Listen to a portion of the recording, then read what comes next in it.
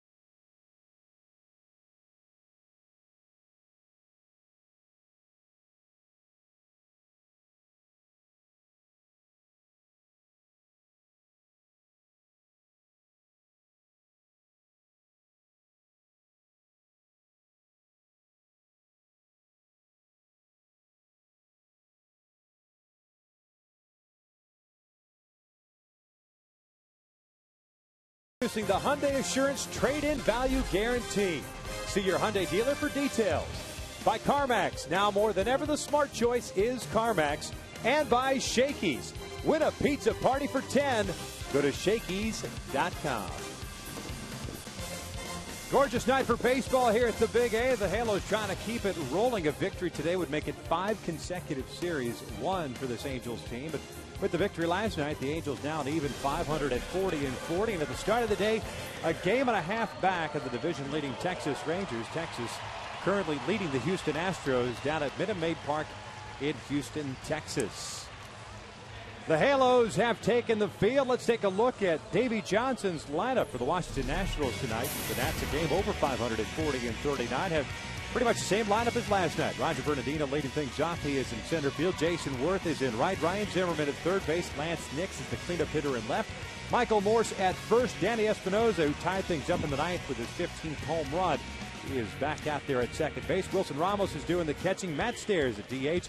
And the shortstop batting ninth is Ian Desmond. That's starting 9, taking on Joel Pinheiro. A 3-3 marking at 4.09 ERA. And he's had some success as far as ERA against the Nats in his career. An ERA at 2.70. Just a 1-3 career mark. Been very good, though, overall in interleague play. 13-10 with an ERA under 3.5. Bottom line is, have to work that sinker down, have to pitch inside with that fastball, and start breaking out the curveball and split finger fastball earlier in the ball game to establish a different look against this national lineup that's very powerful. Take a look at the Home Depot doing more on defense for the Angels. Vernon Wells in left, Peter Borges in center, Torrey Hunter is in right. Nice to see those three guys back out there. In the infield, it's Cayaspo and Ibar on the left side, Kendrick and Trumbo on the right. Hank Conger behind the plate tonight. Boy, and Eric Ibar has done such a fantastic job at that shortstop position. Should be very busy in the game today. That fielding percentage, 984, which is third among AL shortstop. Very good as far as the backhand, very strong arm, very acrobatic, and takes risks out there. So he's going to be able to make those plays and those slow rollers off of Pinheiro today. Now Davey Johnson at the helm now for the Washington Nationals. Lost his debut game last night in extra innings. Davey's 15th season as a Major League Baseball manager, his first since 2000. He's been around a long time, there's no doubt about it. World Series winning player and manager. He's got a career winning percentage of .564, 1,148 victories, 889 losses. Second among all living managers. Not that active stuff, living managers. Bernardino takes a strike from Joel Pinheiro. And it's no ball to strike. Earl Weaver, a .583 winning percentage. Davey Johnson played underneath right. Earl Weaver. That's right. Similar philosophies as far as trying to get the power game going. Bernardino rolls over this one to Howie Kendrick. 2 pitches, 1 out to start this ball game. And we'll take a look at our Hyundai key to the game. I'm going with some Tom Petty and the Heartbreakers jamming me. Going to be able to establish that fastball inside. We showed last night how a number of these powerful hitters on the National Ball Club are off the plate, diving towards the middle of the plate. You have to jam them with fastballs in to be able to get them out of the way. I like that. Going back to Tom Petty. Yeah. A little old school. He still looks the same. I see him in a lot of the Laker games. Still that same dude working. Is that good? Here's Jason Worth. He still looks the same. Yeah. With 1 out and nobody on. Jason Worth last night 0 for 5 with 3 strikeouts. He looks at a fastball for his strike. Worth hitting .224, 10 home runs, 27 runs batted in, signing a 7-year deal in the offseason. Way inside, evens a count of 1 ball, 1 strike. He was listening to the key. Yeah. Trying to jam him, as you pointed out. And that fastball in. All of a sudden you create an opportunity to go to the outer half of the plate when you go inside like that with authority. Fouled it back. Another pitch that was down and in. And Worth in the hole at a ball and 2 strikes. The Nationals 9 games back in the National League East. Philadelphia Phillies still atop that division. They played well at home, as we pointed out last night, 22-13. On the road, 18-26. As Worth serves one out toward right field. That's a base hit. Jason Rounding first. He's going to try to get to second base, and he is in there with a 1-out double. 16th double of the year for Jason Worth. And over the last 21 games, batting just .143, but I'm sure he'll take anything that will get him going. And that's one of those pitches, too. If you think you made the perfect pitch, and sometimes you just got to give the hitter credit, because that's a perfect spot, down and away, Worth was able to fight it off the end of the bat and flare it into the right field for a double.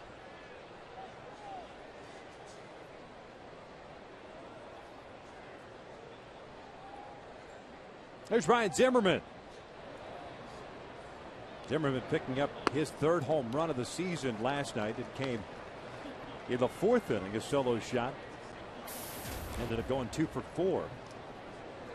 Now with 11 runs batted in, still trying to get back in the swing of things after spending a lot of time on the disabled list. Worth leading off at second base. The 0-1 pitch from Piñeiro. It's down in the dirt and it gets away from Conger, and that will advance Worth over to third. So wild pitch puts a man 90 feet away. First wild pitch of the season for Piñeiro.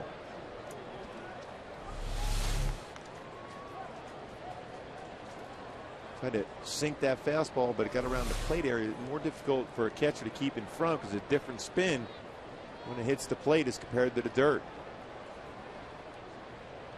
Jumbo's playing in at first base. Everyone else back at normal depth against Zimmerman. 1-1 pitch. Jabbed him, popped up first base side. Trumbo going toward the railing, runs out of room.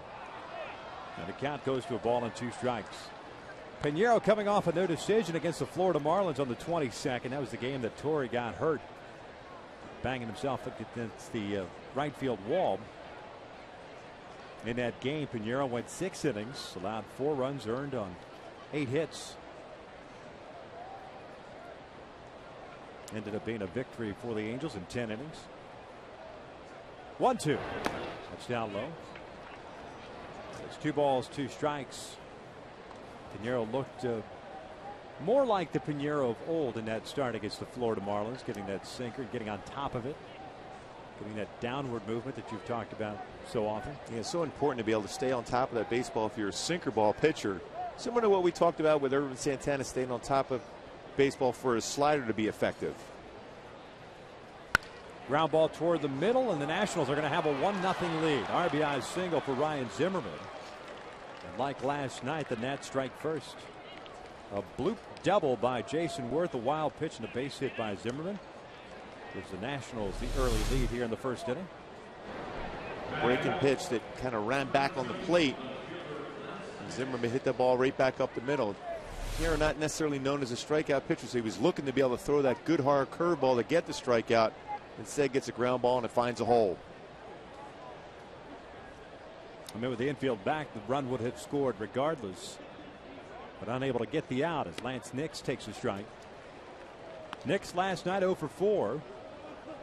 Left fielder for the Nationals, hitting .270, 11 home runs and 29 runs batted in.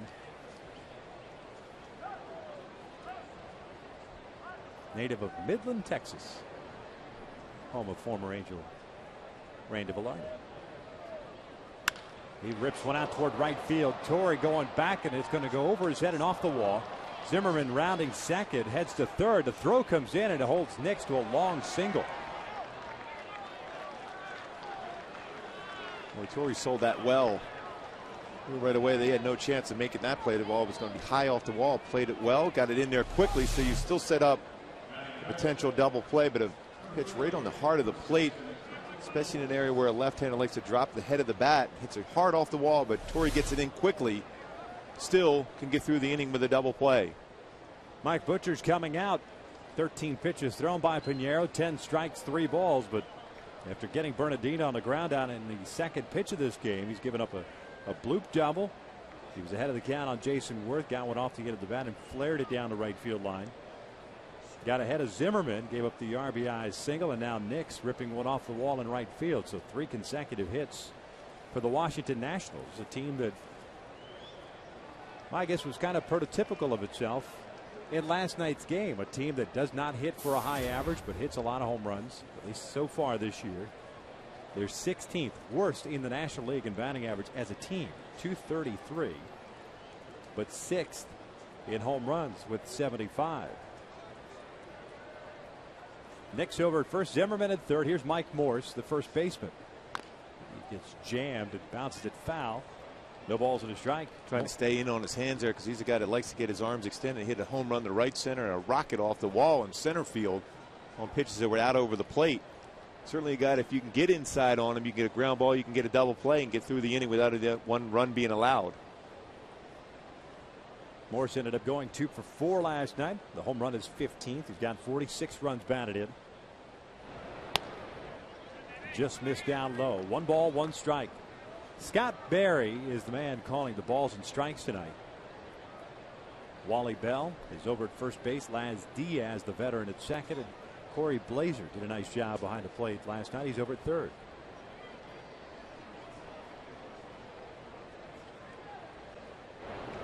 Ground ball to third. Could be 2. Callaspo feeds Kendrick. Relay is in time. A double play that ends the top of the first inning. But the Nats get a run on 3 consecutive hits.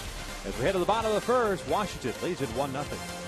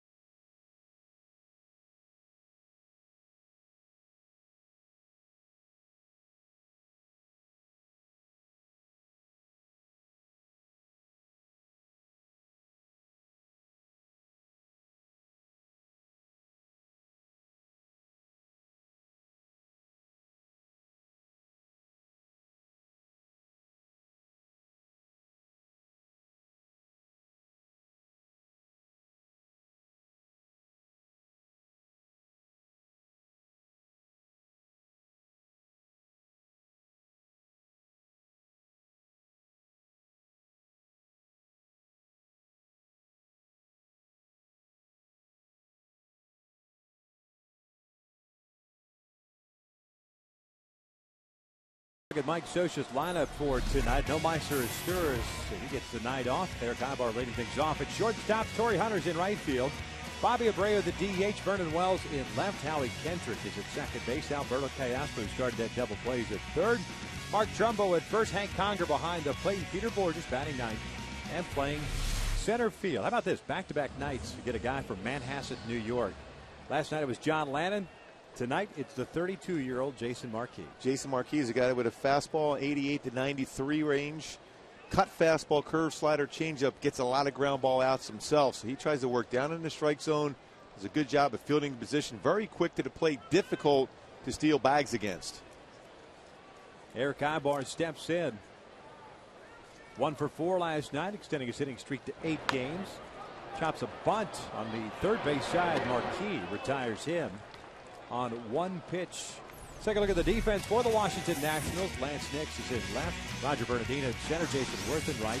Zimmerman and Desmond on the left side of the infield. Espinoza and Morse on the right. And Ramos back behind the plate. And Danny Espinoza showing a lot of range at that second base position early on. Some mistakes made, but it's been fielding much better of late. Only 5 errors so far this season. A .986 fielding percentage at that second base position for the Nats.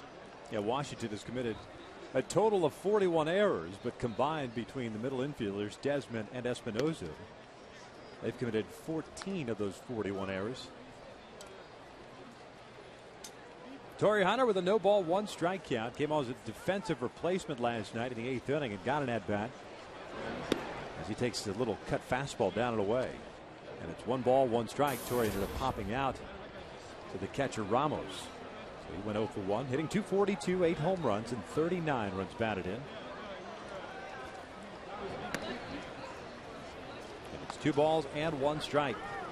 Marquis last year had some elbow issues that limited him to just 13 starts for the Nets in the first year of the contract. Ended up going 2-9 with a 6.60 ERA. The pitch is down low. And it's 3 balls and a strike. Not an overpowering guy. A man who got his start professionally in the Atlanta Braves organization, a supplemental first-round pick back in 1996. So he's been around. 3-1, a strike on the outside corner. That's pretty much what you're going to get from Marquis. He's a right-handed version of John Lennon. Not really going to throw inside a whole lot. He's going to stay away from it. Get a lot of ground ball outs. 2/3 of his outs are via the ground ball. So he's going to try to stay down in the strike zone, get you to swing at pitches below the knees. Torre rips that one foul over the head of Dino Ebel.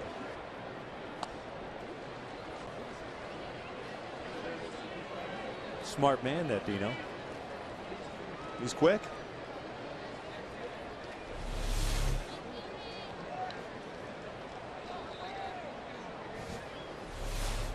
Another 3-2. And Torre takes the breaking ball inside, and there's a walk. A 1-out base on balls puts a man on board for Bobby Abreu. Marquis thought he made the perfect pitch against Torre, but Torre got the benefit of the call on that one. Always tell by a pitcher's reaction if he makes a pitch and he doesn't get it, it's kind of that slow walk off the mound, just to make sure you try not to show up the umpire behind the plate.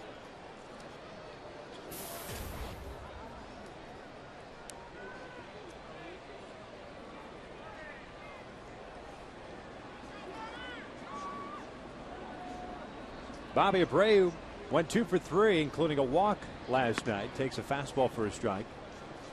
Bobby hitting .289 with 3 home runs and 32 runs batted in. He's got 17 doubles. Abreu's also walked 52 times, an on-base percentage of .405. Easily the team leader on this Angels ball club.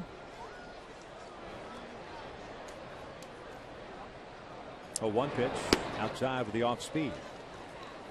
1 ball, 1 strike. Bobby with 23 career at bats against Marquis. Just 4 base hits. Try to throw him changeups away, sinkers away, cut fastballs in to keep him honest.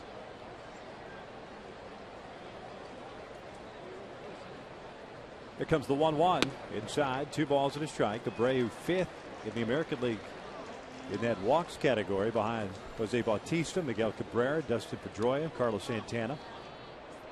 And 4th overall in on-base percentage. Bautista pacing everybody.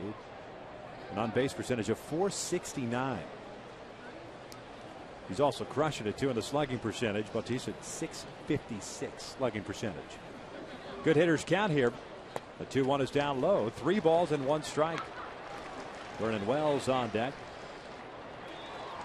Marquis this year had come into this game having thrown 94 in the 3rd innings. They give up some hits. He's given up 100 hits so far this year. He struck out 54 and walked 26. Well, I think if you're patient with him, bring him up in the strike zone, you could be successful against him. 3-1. Bobby lines one to left, playable for Nix. 2 outs. Boy, Bobby got that good fastball up and hit it well, but right at Nix in left field. He's throwing 13 pitches, only 7 have been out of the strike zone, only 6 in the strike zone so far. So with 2 outs, Torre's on at first, and Vernon Wells will step to the plate. Vernon picked up a hit yesterday, ended up going 1 for 5. He had a single with a run scored at the 4th inning of last night's contest. That second run tying the game up at 2 at that point. We'll take a breaking pitch for a strike. Little 4-game hitting streak for Vernon. .205 average, 9 home runs, and 24 driven home.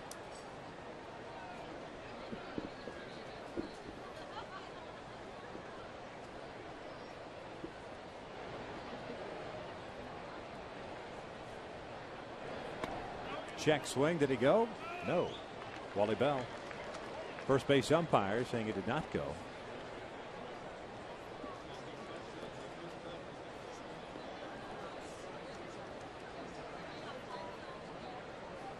So a 1 ball, 1 strike count. 15 pitches thrown by Marquis. 8 balls, 7 strikes here in the first. The Nats getting an RBI single by Ryan Zimmerman. Put them up 1-0. That pitch is outside. It's 2 balls and 1 strike. They continue to throw pitches. When you don't have overpowering stuff, and if you can be patient enough against him, he's going to have to bring that fastball in the middle part of the plate, and that's when you have your best chance to be successful against him. Torre at first after drawing the 1-out walk. And again, a 3-ball, 1-strike count. Marquis pitching from behind.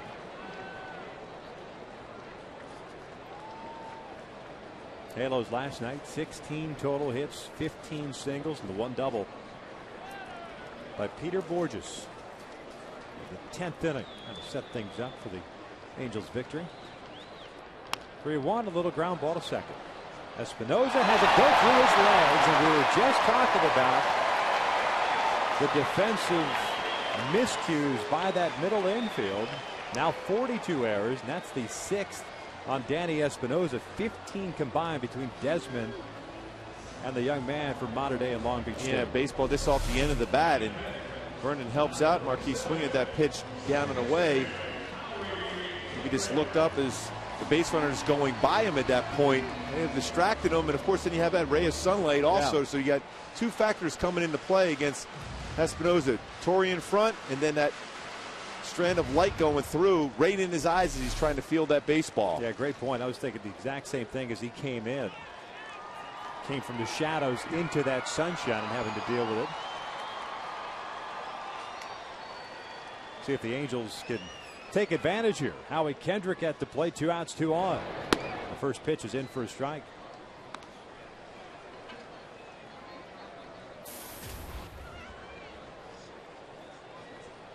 Howie 1 for 5 last night, extends his hitting streak to 7 games. 301 on the year, 8 home runs, and 26 runs batted in. He's got Torrey at second and Vernon at first. The Halos down 1-0 here in the first inning. No balls, 2 strikes. We threw him a slider first pitch, then a 2-seam fastball. That pitch right there with good movement at 91. The one thing you can say about the Angels hitters that have come up here, Kendrick being the 5th, everyone's tracking the baseball out of Jason Marquis' hand. 0-2, little jam shot foul. The count remains at no balls, 2 strikes. Yeah, you make a great comparison between him and John Lannon. The same type of pitchers. They're not going to give in. They're going to try to make you swing at a pitch out of the strike zone. They're going to try to sink it down. They're going to change speeds. And if they're able to do so and get hitters to swing at it, they're going to have a good game. There's Lannon, who went 5 2/3 last night, gave up 3 runs on 11 hits. Struck out 2 and walked 2. Ramos set up outside, another 0-2. That one in the dirt. Nice dig by Wilson. It's 1 ball, 2 strikes. Ramos able to move his body over to be able to block this break a pitch in the dirt. And he does have a cannon for an arm, but also very good as far as getting behind there. He's got a good guy to learn from there in Pudge Rodriguez on his way to the Hall of Fame.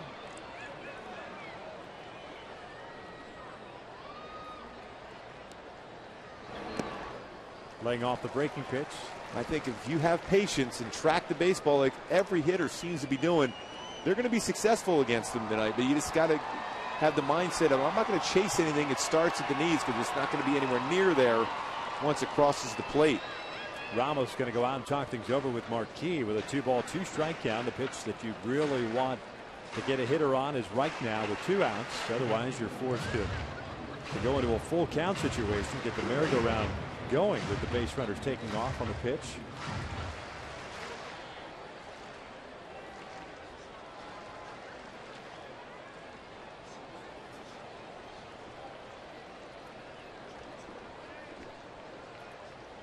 Two-two. Swing and a miss. They hang on to it. Ramos did. Well, I got to check. That one almost looked like he hit the ground. There is no check. Scott Berry is making the call. Mike Scioscia is going to come out. And after 1 complete, it's 1-0 Washington.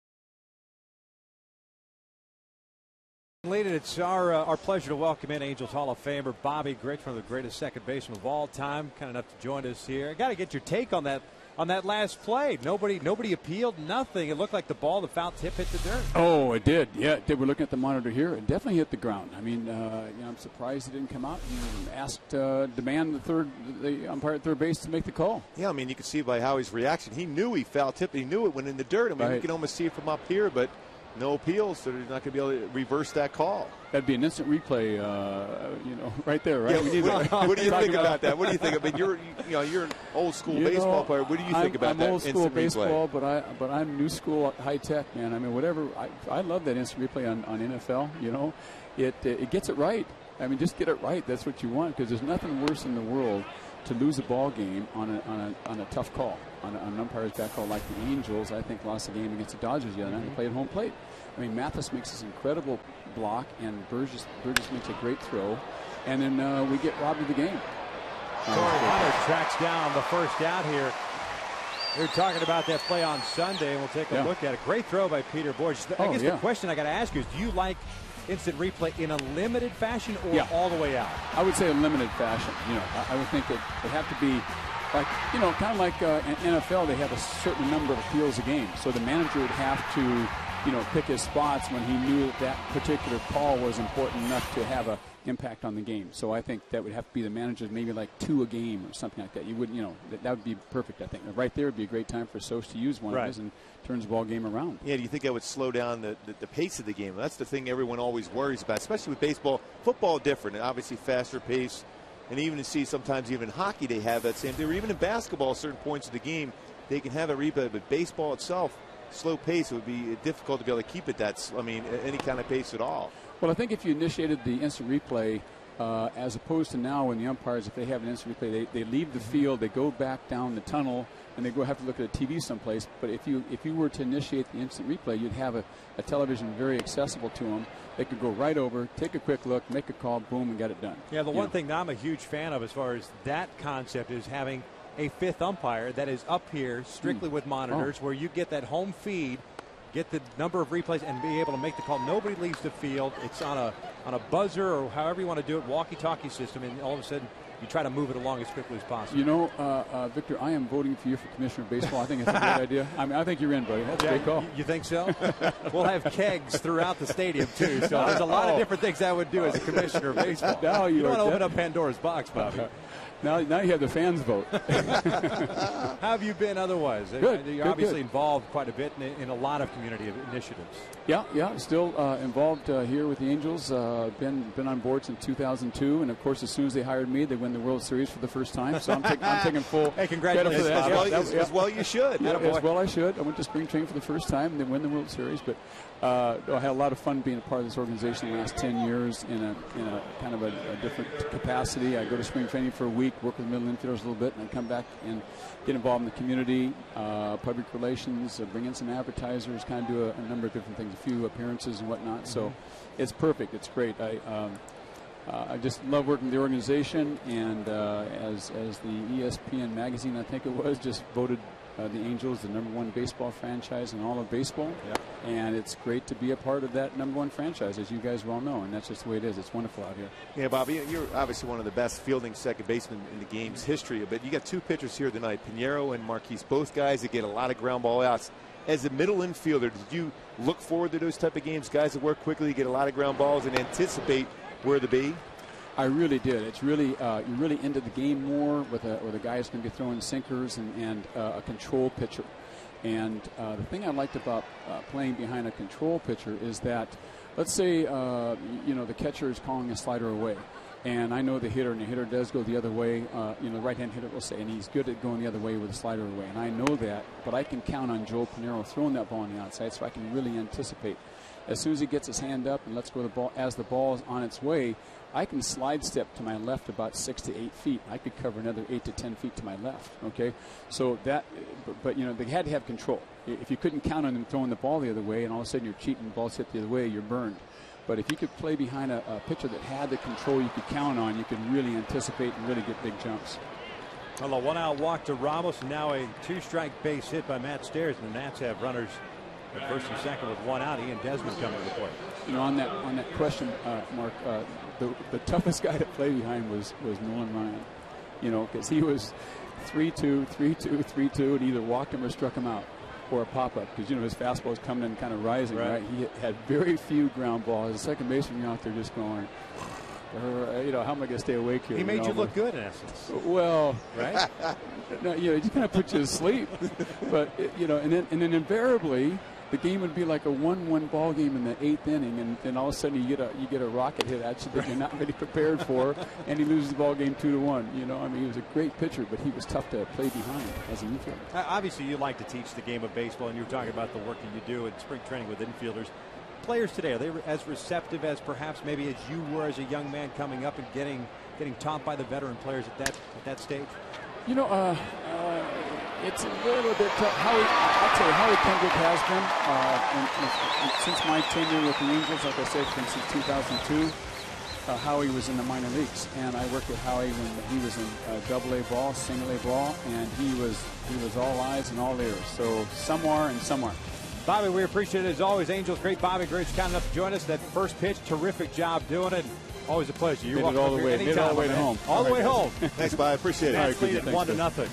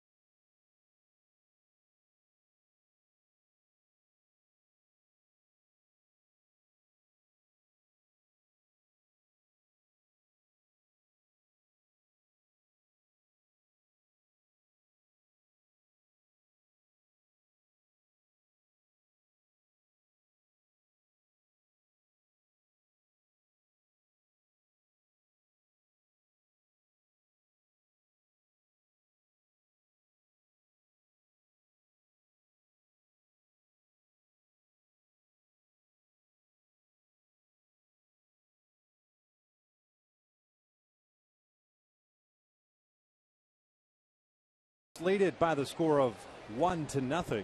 Nice double play thrown by Pinheiro. The second he's already thrown in this ball game. The Washington Nationals getting an RBI single by Ryan Zimmerman in the first to take that 1-0 lead. Alberto Callaspo takes a strike from Jason Marquis. I mean, it's not unfortunate. It's great that Pinheiro got the double play ball, but it would have been great to keep Bobby around and talk just about defense. Obviously, a lot to say. And rightfully so, one of the better second basemen, as I pointed out, of all time defensively. Just a great all-around player. When you think about an organization that's built around pitching and defense, and of course situational type hitting, Richie was one of the best at all those categories, from situational hitting with some power, but great defensively, always in the right position to make the play. And I like what he said about having a pitcher like Pinheiro at the mound, knowing you're going to get some ground balls, knowing you're going to be active during the course of the game. Allows you to be in that flow more so than when he joked around and said when Nolan Ryan was on the hill. Right. And it's funny that that's his attitude, or was his attitude, with Nolan on the mound, as Callaspo hits one in the air towards center. Bernardino is there. He'll make the catch for the first out. Hey, fans, follow the Angels at foxsportswest.com/Angels. Log on and catch all of Joe McDonald's columns. And be sure to vote for the Angels poll question. Which do you think would be the best improvement for Major League Baseball? Expanded replay, realignment, or expanded playoffs? Boy, that's a great question right there. Well, that's a tough one. Yeah. You get the poll question with the foul pole right there. That's just great segue. No doubt. One out, nobody on for Mark Trumbo. The breaking pitch is in for a strike. And I was just getting ready to say about Bobby talking about Nolan, you'd think that you'd be excited to kind of watch that. But witness a no-hitter. I could see the rationale behind, 3-2, 3-2, a walk or a strikeout. When I remember, when I first came up, I was a guy that threw a lot of pitches like that. And I remember Frank White coming up to me one time and telling me he was a great second baseman himself. I think 8 Gold Gloves for the Royals, saying, "Why don't you utilize me?" Little dribbler to third. Zimmerman has it. Gets rid of it quickly, and Trumbo was retired for out number 2. That's a. Why don't you? Yeah, that's an open-ended statement. That's great, though. This throw strikes. I'm going to make some plays for you. Why do you have to think you have to strike everybody out? And lo and behold, when, like Bobby had said against Noah, when I need to be in position to make the play, I'm flat-footed. I'm not able to make that play. Throw strikes early, and we've said that about a number of pitchers over the years, about throwing that first pitch for a strike and working quickly and working down in the zone. You're going to make those plays behind you, as compared to guys that walk guys and maybe even strike out people. Hank Conger takes a strike from Marquis. Hank came 227 overall. 3 home runs, 13 runs batted in, 6 for 29 in the month of June. As the count evened up now at 1 ball, 1 strike. Jason Marquis with 1 strikeout, 1 walk. No hits allowed. The Angels leaving 2 men on base in the first inning. Kendrick foul tipped a pitch. It bounced in the dirt, but was rung up by the home plate umpire Scott Berry to end that inning. 1-1 is down low. It's 2 balls and a strike.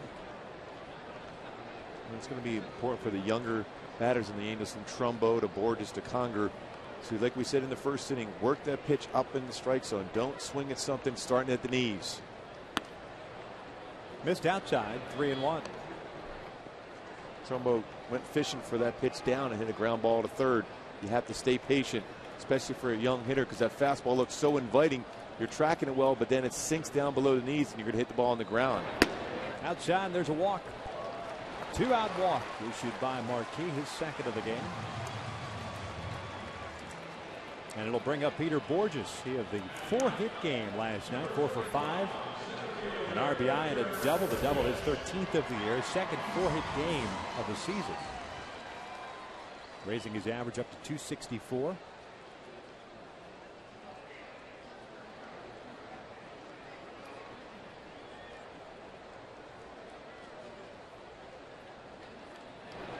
Peter breaks his bat and loops it into center field. There's a base hit. Conger rounding second. He'll head to third. And the Angels get their first hit of the night. Peter Borges gets it. And the Halos with runners at first and third and 2 outs, and Ibar coming to the plate. Yeah, Peter was joking about that last night with those 4 hits, a number of them, but just jam shots into the outfield. But the reality is it looks like a line drive in the box score. Runs a fastball in. It's almost on the handle of the bat, but still quick enough through his swing to fight it off into center field for a base hit.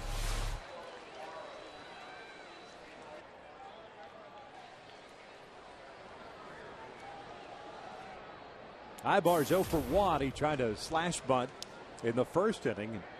Jason Marquis did a nice job of getting off the mound and throwing him out. Time is called as Marquis was coming set.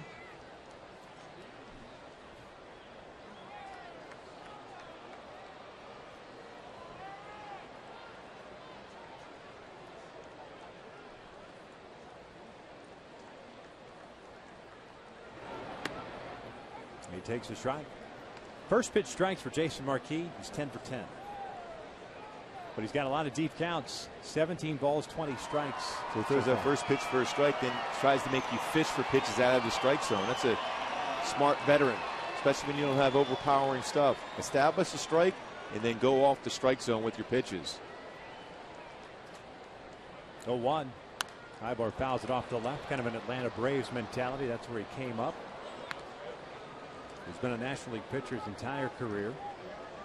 Because if you're a hitter and you see a guy throwing that first pitch for a strike, and it's a pitch you almost feel, if I jump on it early, I get a good chance of squaring it up.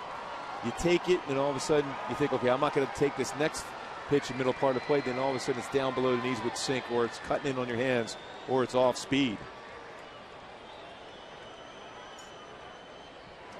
0-2 is down and in. Nice job by Ramos again. 1 ball, 2 strikes. Mentioned Marquis, a National League pitcher his entire career. Got up to the big leagues with the Braves in 2000. You see the Ramos dig. He then traded to the St. Louis Cardinals. Spent 3 seasons with the Redbirds. 2 years with the Chicago Cubs.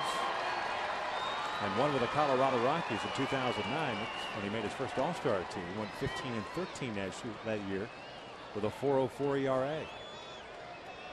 1-2 to Eric. The runner goes. Ground ball to the right side. Espinosa has it. That will end the inning. And the Angels again leave a couple of men on base. 2 complete here at the Big A. Nats lead it 1-0.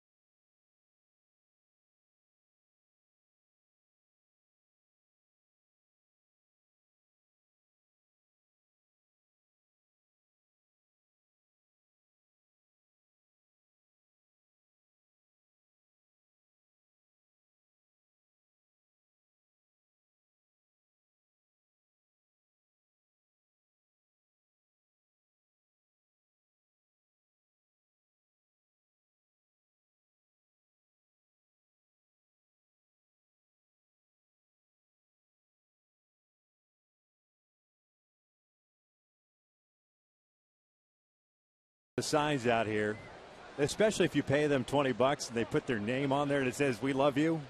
That's my favorite one. Yes, there's no doubt. You complete them, Victor. That's absolutely fantastic. I like the way I came all the way from Mexico to see the Angels. Roger Bernardino trying to bunt his way on, and Pinheiro will throw him out to start this 3rd inning. Those fans out at the left field bleachers beyond the bullpens. I like that hit it here. I mean, that's Mark Trumbo territory out there. I'm thinking, wait till Trumbo comes up. Oh, that was a nice play, by the way, by Pinheiro, but the way he threw that baseball, that arm angle, that ball was running right into the base runner, running hard down the line, and Bernardino runs fast. Trumbo did a good job of tracking that ball into his glove. Bernardino now 0 for 2. There's Jason Worth. Pinheiro got ahead of him in the 1st inning through a great breaking pitch.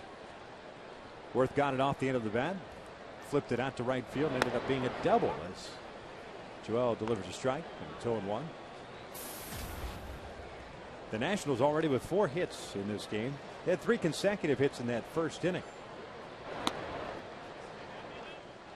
Pinheiro got a double play ball to get out of the 1st with runners at 1st and 3rd. Got a double play ball in the 2nd with runners at 1st and 2nd and 1 out. Pulled over to 3rd, and Callaspo has it go off his foot, and Worth is going to reach. Should be an error on Callaspo. It would be his 8th. Kids on Tuesday, July the 5th. The Angels take on the Tigers at 7:05. All kids 2 to 18 receive the world-famous Sock Rally Monkey courtesy of Hilton Suites Anaheim Orange. Purchase your tickets today at the Angel Stadium ticket office or online at angels.com. He's well traveled. He's exhausted. That was a long road trip for him. Yeah, jet lag, to say the least. Callaspo gets charged with his 8th error, which should have been the 2nd out of the inning.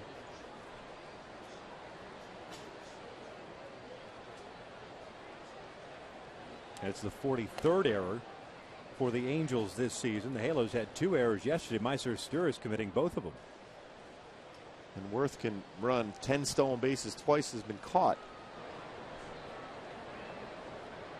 Hank Conger has been struggling of late as far as his throws. Helping Piñeiro to give him a better opportunity to throw him out if he does try to steal.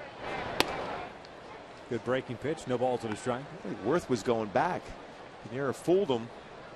Worth was going back to the base. Not getting a good read against Piñeiro so far. Piñeiro does a good job as far as being quick to the plate. Good move to first. Fields his position very well.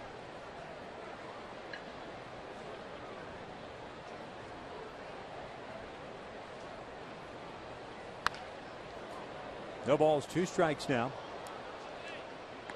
Zimmerman had that RBI single in the first inning, picking up his 12th run batted in.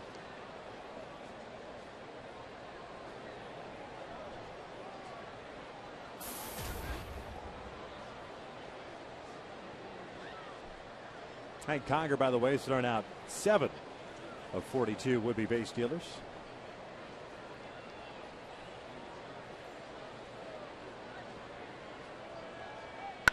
Off speed, out toward right. Torrey Hunter backing up a little bit, makes the catch, 2 outs. Worth heads back to first base. Fortunate enough that ball was hit right to Torrey. That was a mistake pitch by Piñeiro as Hank Conger wanted that fastball up and out of the strike zone. Being almost middle of the plate. Zimmerman hit it hard, but right at Torrey in right field.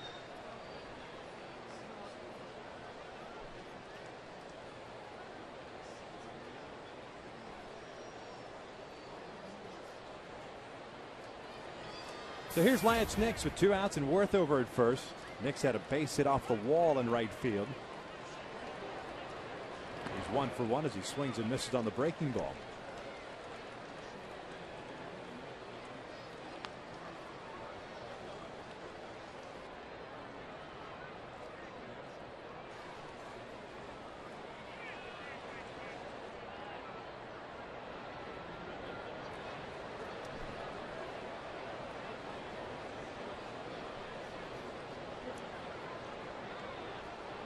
Quick throw over to first, and Jason Worth is back.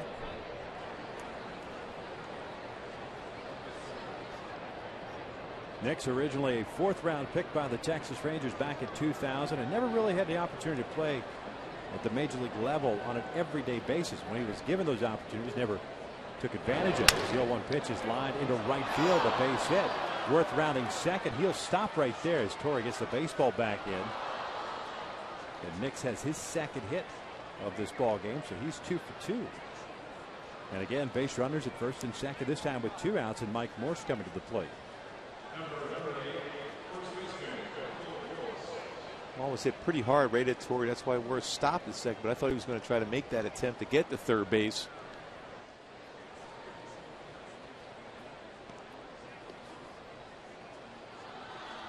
Wonder if Worth jammed his ankle and or his knee, kind of trying to stretch out that left leg or hip area. Because he's a quick runner, and you would think he was going to be able to get into third base, but didn't look comfortable when he rounded that base.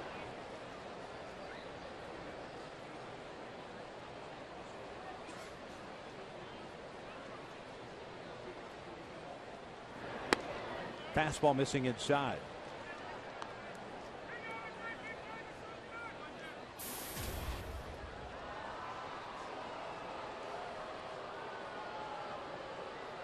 Morse rolled into that double play in the first inning, so he's 0 for 1.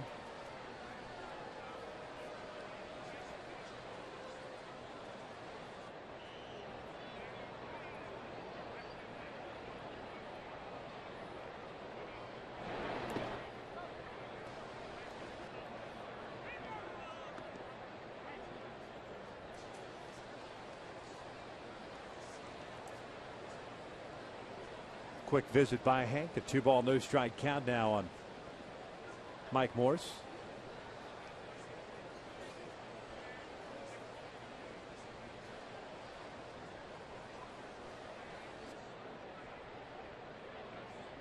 Worth reaching on the air by Callaspo stands at second. Nix with the base hit stands at first.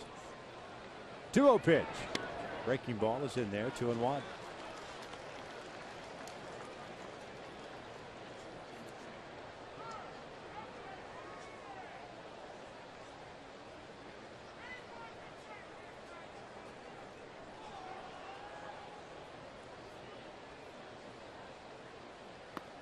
Boy, good pitch, good location. Evens the count at 2 balls, 2 strikes.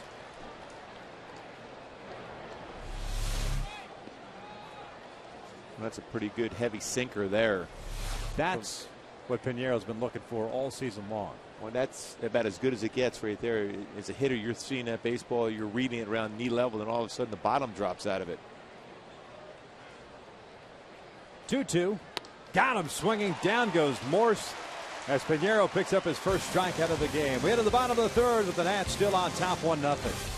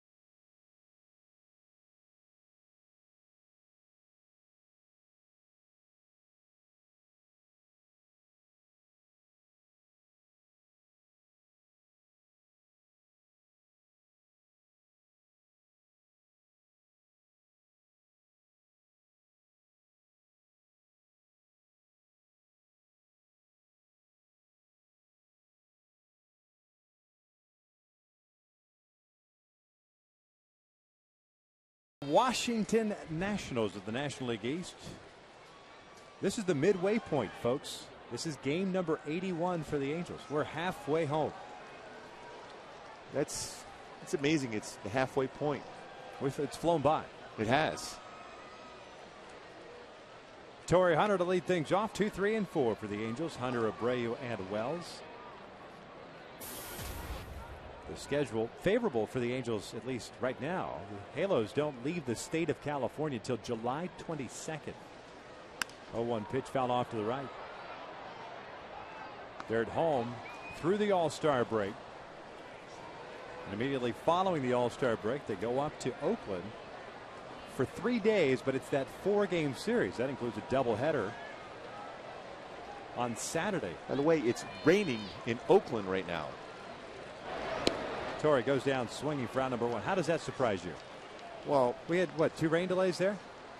This is California, though, right? Oh, I know.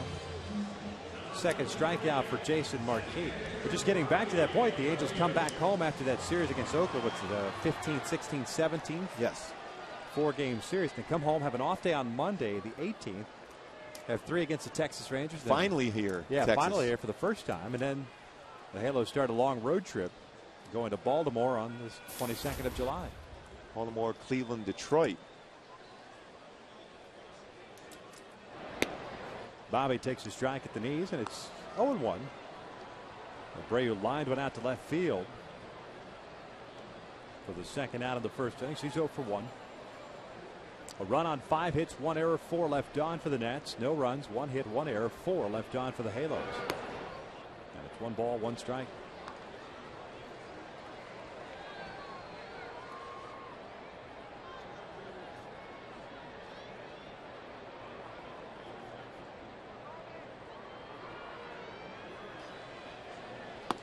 Boy, Bobby chasing that high little backup breaking pitch. And he's now 1-2. Yeah, Marquis doesn't throw many pitches middle part of the plate. Certainly doesn't throw many pitches. He either goes at the knees or below or tries to go up the ladder with his pitches. Avoids the middle as much as possible.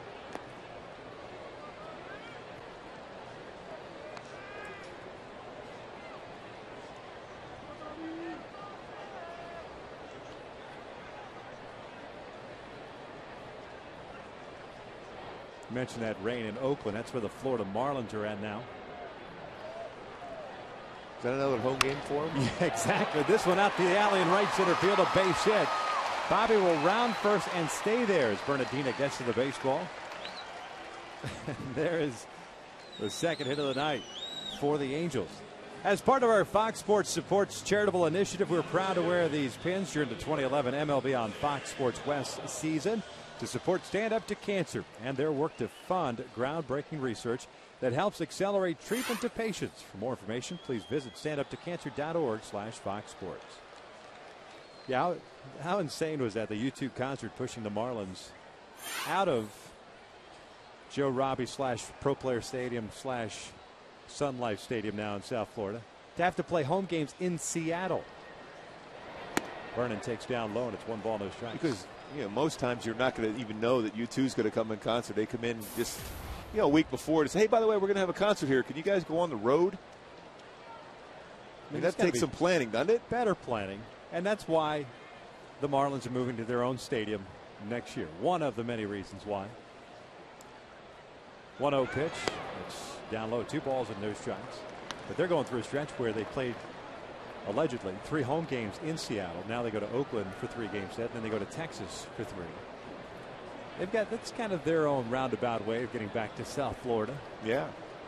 Trying to mimic the Four Corners excursion. 2-0.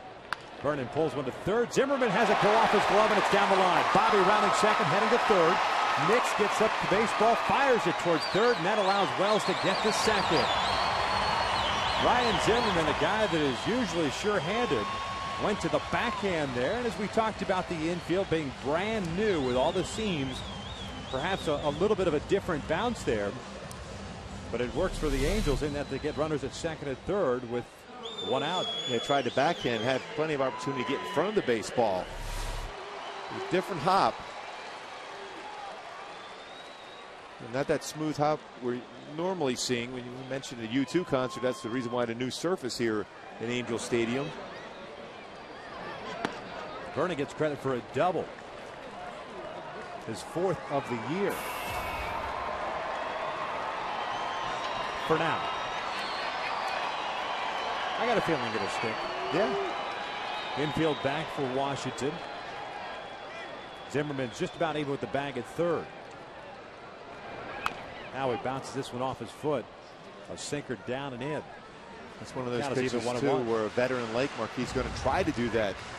Try to jam you, and Howie's got to try to lay off that pitch. Very difficult pitch to go inside out, and that's a big part of Howie's game if it's running in on your hands. It's not going to be a strike. Bottom line is, if anything, you want to hit that ground ball middle part of the infield, past the pitcher to get that run across. Tie the game up. Howie struck out swinging in the first inning. That was that play that he foul tipped, but both Scott Berry and Wally Bell saying that the ball did not bounce in the dirt.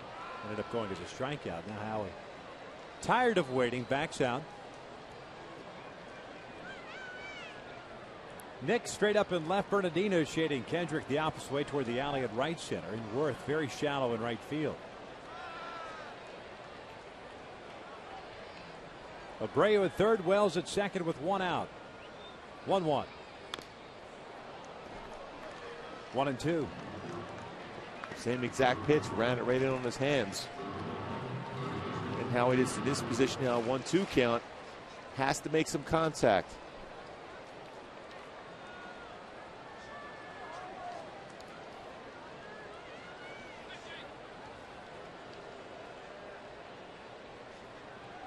Howie this year, .278 average with men in scoring position. Down and away. 2 balls, 2 strikes.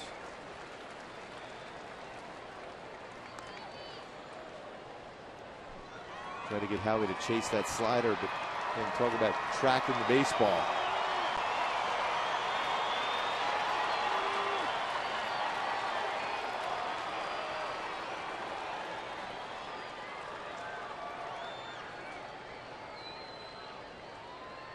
Ramos set back outside. The 2-2 is way outside and bounces in the dirt. Well, Ramos is the guy that doesn't really like to get down on his knees to block pitches, does he? And that was a pitch that almost got by him also. Not shifting his body over there to be able to at least get a part of the body to keep in the front, just using the glove. Almost got by him on that one. A little bit That's lazy on that one. You got to get your body lazy. over. Yeah. It's very good defensively what we've seen, but that few of these pitches today in the dirt, just using the glove more so than the body to keep in front. A full count on Howie Kendrick with 1 out. Callaspo on deck. In the dirt, he walked him. The bases are loaded.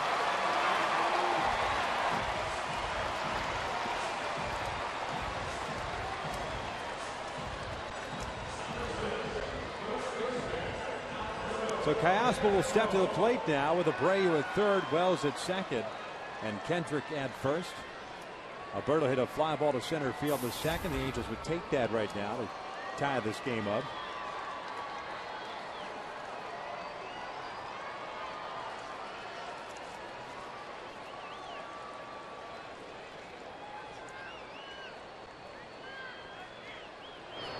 Swinging first pitch, bounces one to second. Espinosa to Desmond to Morse. Just like that on the very first pitch, Alberto Callaspo kills the rally, and the Angels are done. Through 3, Nats lead at 1-0.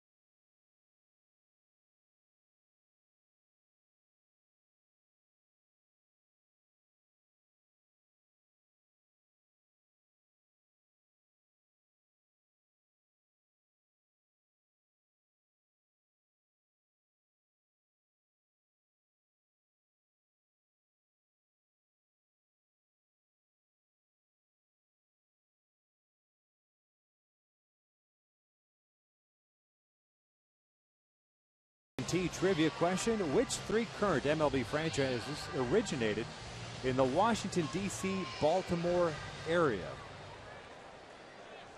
3 Get current. 2 of them. Texas, Minnesota. Yeah. Can't get the 3rd one. Alberto Callaspo, with a guy on the mound that had been scuffling to throw strikes and a lot of deep counts, decided to swing at the first pitch with the bases loaded and ends up grounding into an inning-ending double play, and the Angels get nothing out of it. So Pinheiro back out there, down 1-0. A double play. The 81st that the Angels have hit into this season.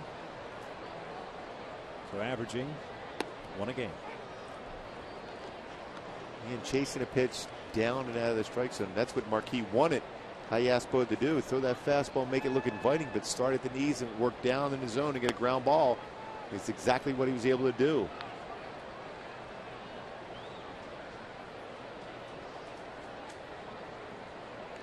Pinheiro falling behind here on Danny Espinosa. 2 balls and a strike. Espinosa 0 for 1, hit a line out to Torrey Hunter. His first time up, and that misses outside. It's 3 balls and a strike.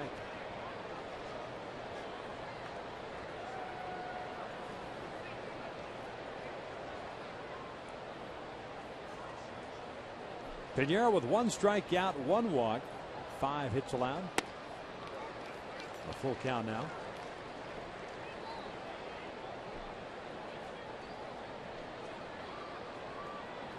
Espinosa, the team leader in runs batted in. He's got 48. Morris right behind him at 46 as the breaking ball is cued foul, and the count remains full at 3 balls, 2 strikes. Well, that was a good curveball. 77 miles an hour after a couple power sinkers.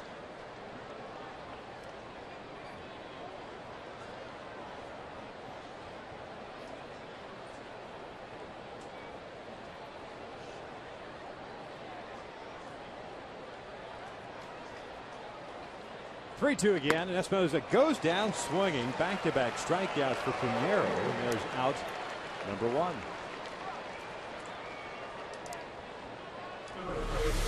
Well, a fastball didn't quite get on top, had more lateral movement, but late movement through the strike zone on a 2-seam fastball as he turns that one over.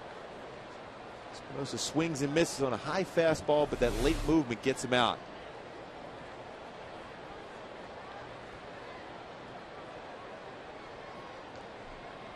Wilson Ramos bounces one to third. Cayasma plays it on the short hop.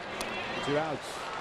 Fans now through July the 3rd get 40% off all jerseys at the Angels team stores. Don't miss this chance to get commemorative 50th anniversary as well as flashback jerseys at a great price. Be sure to shop now while supplies last at the Angels merchandise locations throughout the Big A. There's a perfect throwback jersey. The old V-neck. It's always a good look. With the Sanzabel pants. Oh, and quite comfortable. Yeah. They were form-fitting, weren't they? In every sense of the word. 2 outs and nobody on for Matt Stairs, the DH. Stairs swinging first pitch. Loops one in the air toward left center. Borges originally could not find it. And now does. Makes the catch. And it's a 1-2-3 inning for Pinheiro. His first of this game. Head to the bottom of the 4th. The Halos still down.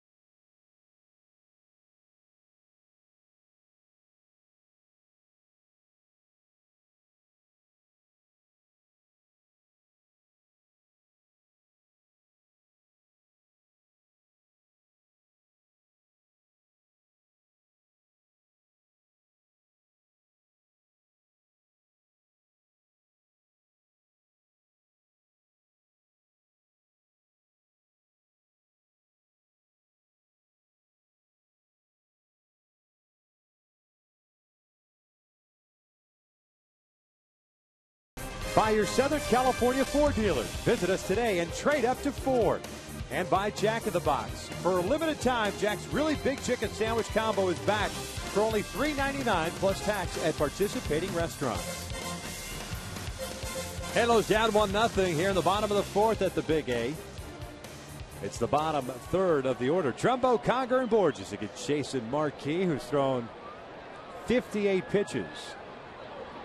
32 strikes, 26 balls. He's 2 strikeouts, 3 walks, and 3 hits allowed. The first pitch is down low to Mark Trumbo. Hit a bouncer over to Zimmerman in the second. So Mark is 0 for 1. I think Marquis wanted that fastball called a strike.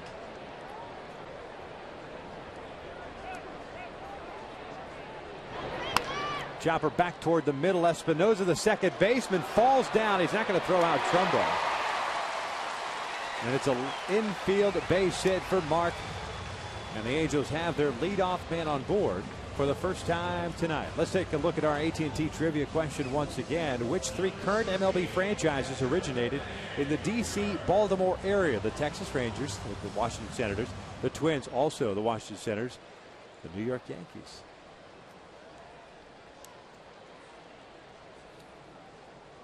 Wow. Did you know that one? No. I didn't give it much thought, but Conger dropping a bunt on the third base side. Marquis picks it up with a bare hand. The throw is in time. The sacrifice works as Trumbo advances to scoring position. Things that make you go, That is a definite one on that one. Bunt by Hank Conger to advance Mark Trumbo. He gets off the mound very well, fields his position well, but the job was done. See if Peter Bourjos can continue to swing the bat well. 5 hits so far in this series. Peter broke his bat in the second inning and flared a single into center field, so he's 1 for 1.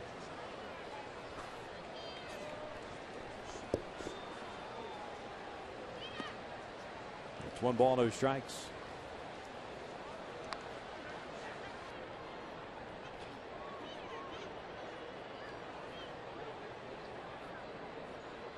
Yeah, the Yankees started off as the Orioles in 1901 and 1902.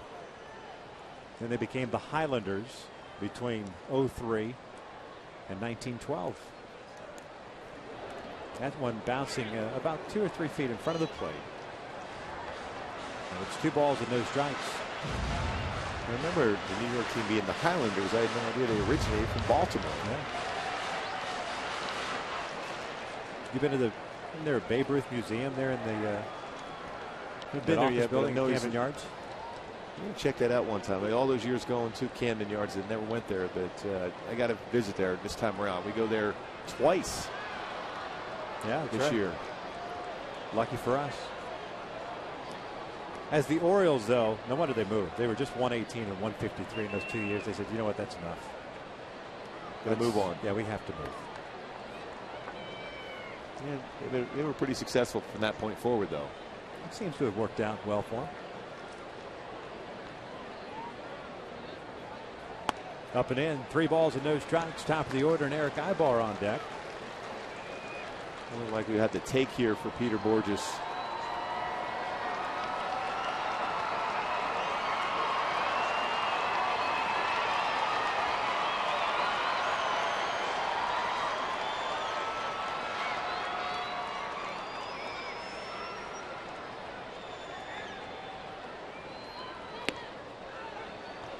Three and 1.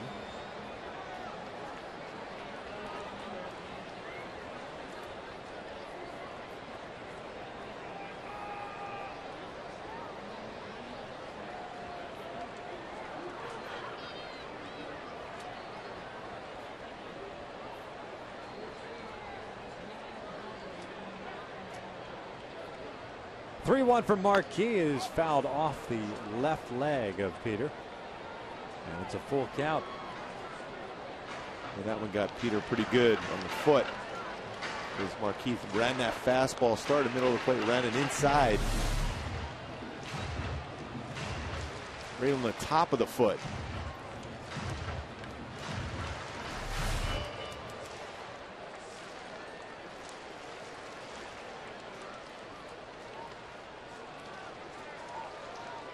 One likely to see Marquis go with that same pitch again, run the fastball inside. Here's the payoff. Bourjos chases the breaking ball. And there are 2 outs. Angels now 0 for 4 with men in scoring position tonight. And it's up to Ibar, who had an opportunity in the second inning with runners at first and third and 2 outs and ended up grounding out. He's 0 for 2 tonight. Trumbo still at second.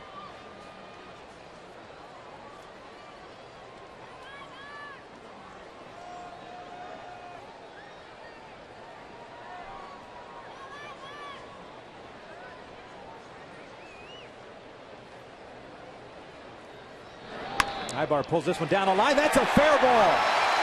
Trumbo will come in to score. Ibar on his way to second. It's an RBI double. We're knotted up at 1.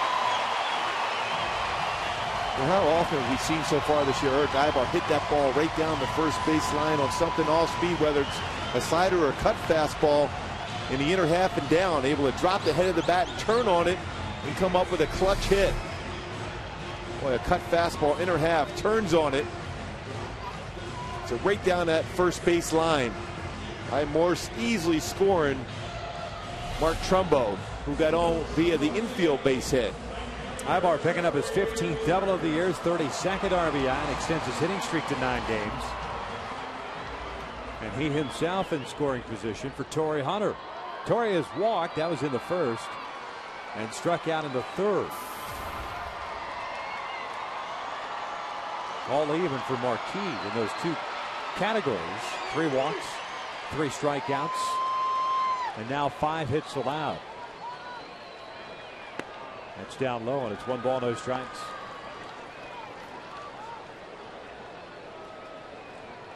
Marquis keeps shaking his head as if he's upset with Scott Berry, but unless he's anticipating an Eric Gregg type of strike zone, those pitches have missed out of the strike zone. Torrey rolls this one over to Zimmerman. Across the diamond, a high throw. Boy, kind of an odd throw by Zimmerman. Almost a shot put. It's the 3rd out, but the Angels tie things up courtesy of Erick Ibar's double. And through 4, we're tied at 1.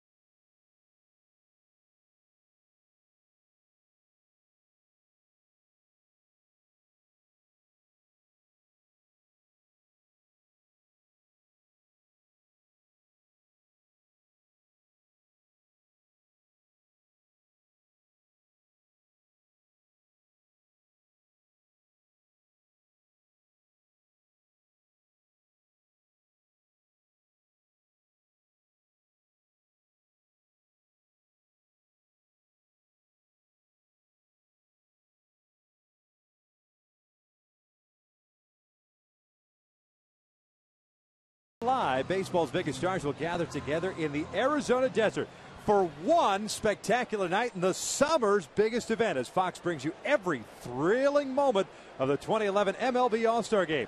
Coverage begins Tuesday, July the 12th, live from Phoenix at 8 p.m. Eastern, 5 p.m. Pacific, only on Fox. Joel Pinheiro delivers a pitch down low to Ian Desmond for ball 1.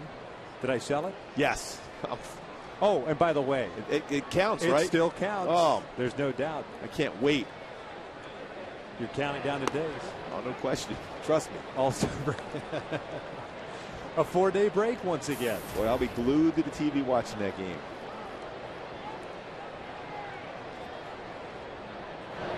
Desmond chopping one to short. Ibar comes charging in. And the shortstop retires the shortstop for the first out to start this 5th inning.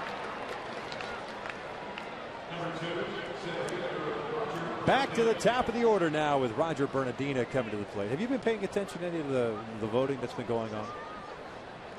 It's been some, I mean, I've noticed it's not necessarily always like you see the Yankees, Red Sox leading. There's been some interesting, Ricky Weeks over in the National League up there, which is good to see. Milwaukee having some players have some solid seasons for him this year. So there's some other names we're not accustomed to seeing at the top of the votes. It's pretty good to see. I'd still like to see that home run derby list include Mark Trumbo. Now the question is, does Mark, number 1, want to do it? And does Mike Scioscia care if Mark Trumbo were asked to do it? Because we've seen some guys that have had some struggles after the fact. And I remember specifically Mark Teixeira, who participated, I think it was in Detroit, when the All-Star game was in Detroit, really scuffled after the the All-Star break, participating in that home run. Even derby. Hamilton, after you had that incredible run in New York. Yeah. And Bobby Bray won the home run hitting contest when he was a member of the Phillies, and he struggled for a while to hit home runs after that game. But I'll tell you what, Mike Scioscia has said it a number of times that not many people hit the ball harder than Trumbo. It's batting practice, it's almost like watching Mark McGwire and Jose Canseco during their heyday as far as crushing the ball out in batting practice. And when the ball goes off the bat, that sound that it makes from Trumbo during the game when he centers up a baseball is outstanding. 1-2 upstairs to Bernardina, who's 0 for 2 in this one. He's got a 2-ball, 2-strike count. I'd love to see the skills competition. I got to see that a couple times. That was cool to see.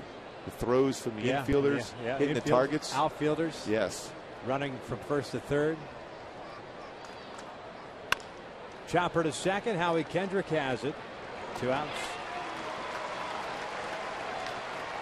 You're getting some ground ball outs, keeping those guys with all that speed off the bases with Desmond, of course, Bernardina. Both those guys run extremely well, keeping them off the bases as much as possible. So with 2 outs, nobody on, here comes Jason Worth, the right fielder. Doubled and scored in the first inning, reached on the air by Callaspo into third. 1 for 2 game.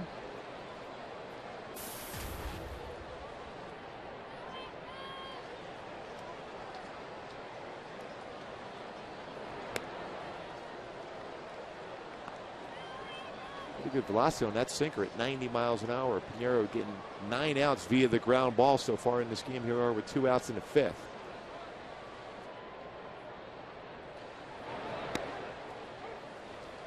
Evens the count at a ball and a strike. He's retired the last 6 in a row, going back to that Knicks base hit in the 3rd inning.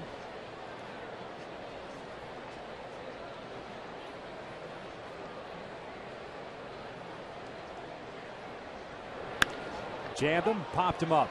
Trumbo near the dugout on the first base side. Makes the catch. Another 1-2-3 inning. Make that 7 in a row. Retired by Pinheiro. We head to the bottom of the 5th. Still tied at 1.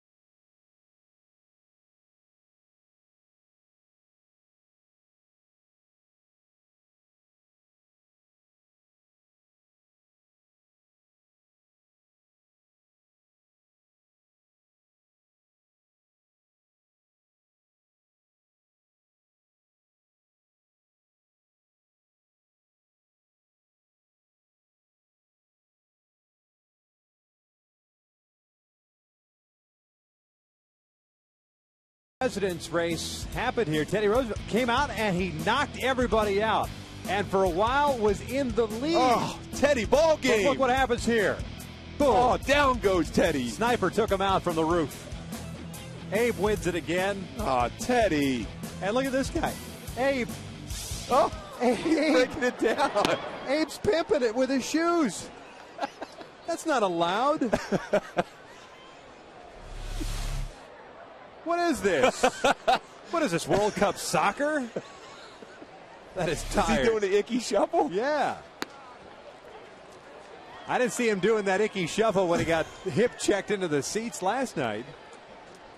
Boy, Teddy Roosevelt just has not been the same since he went to Africa after his first stint as president, 26th president of the United States. I'm fairly upset right now. I thought he was a lock. It was good maneuvering.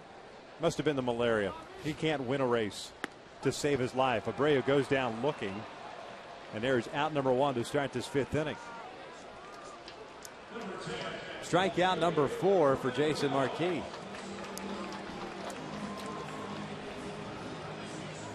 I wish we had a camera in the booth as Teddy had the lead for a long time.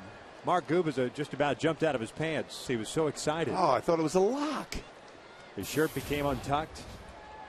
He started to lather up. Then a full-on collapse almost into the lap of Bob Carpenter next door in the Nationals TV broadcast booth. I thought for sure this was the day that Teddy was going to win. I thought so too. I thought that, being here in Anaheim, a better opportunity. Desmond, off balance throw to first, and Vernon Wells legs it out, an infield base hit. Nice play by Ian Desmond to get to that baseball. Got rid of it quickly. Well, great transfer in the backhand. Tough little hop at the end too. Pretty strong throw. Pretty close play at first. Bang play. Wally Bell calling Vernon safe at first. So a 2-for-3 game for Vernon. Here's Howie Kendrick. Howie with a strikeout and a walk.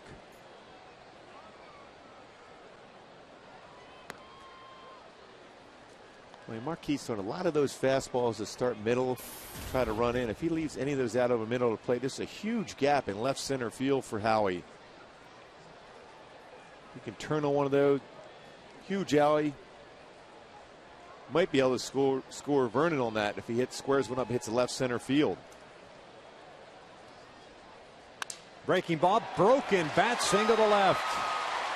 That's one of those few hanging breaking balls we've seen from Jason Marquis. Really has not had that slider working today. We've seen a lot of them bounce away from right-handed hitters, but that one hung up there, and Howie break his bat, picks up a knock. Well, he slider that didn't really have a lot of break to it. But still, the speed itself gets the hitters out in front, and Howie was out in front of that, but still able to get it through in the left field off the end of the bat.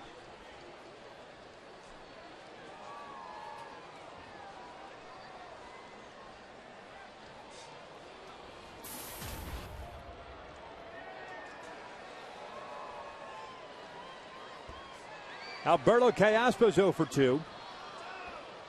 He's got Wells in second, Kendrick at first. And it's no balls and a strike. Callaspo with a fly ball to center and a double play ball that ended the 3rd inning.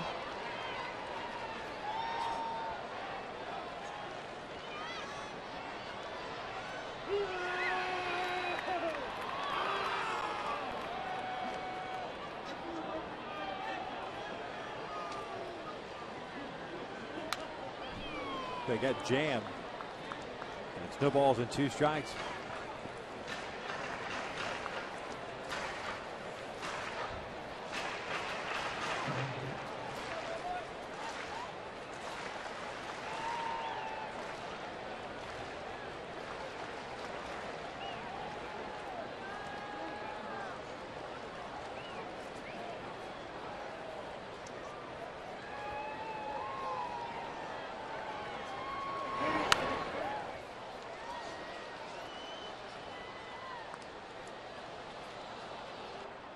Count remains at no balls, 2 strikes.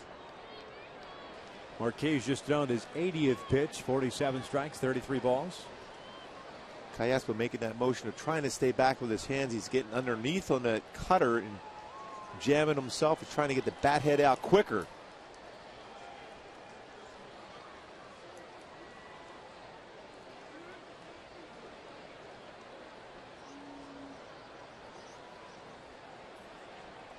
Down in the dirt, 1 ball, 2 strikes.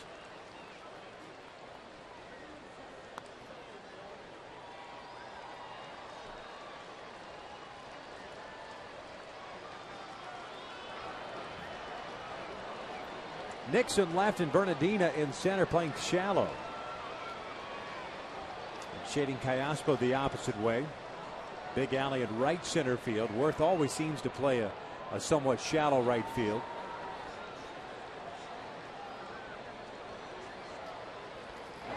That's inside, trying to sneak that two-seam fastball on the corner. And it's 2 balls, 2 strikes. There's a look at the alignment defensively in the outfield for the Nationals. Well, it seems like anybody that ever came up through that Atlanta Brave organization has that two-seam fastball, runs it in on the hip of a left-handed batter to try to catch the corner.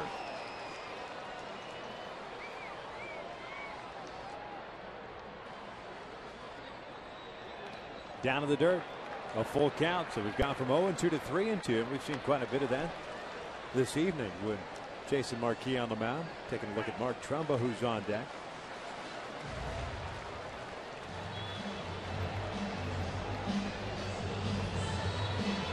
I wonder if Mike Scioscia's going to send the base runners here. Again, another visit, 3-2 count. Saw this last night. I can understand, I guess, maybe a little bit with John Lander, who's still kind of a young pitcher, although he's got a couple of seasons under his belt. But Marquis been around a long time. I mean, you figure you go through a scouting report, you understand what you're going to throw or want to throw in the situation, especially as a veteran pitcher. But it is an odd time to come out and talk to him. You kind of slow down the flow of the game, and that's an unusual thing. Marquis trying to get you to swing at something out of the strike zone. That's part of his game. Callaspo is just trying to get himself to stay back long enough so he can get the good part of the bat and get that bat head out quickly, be able to get away from that cut fastball in. Callaspo foul tips that one.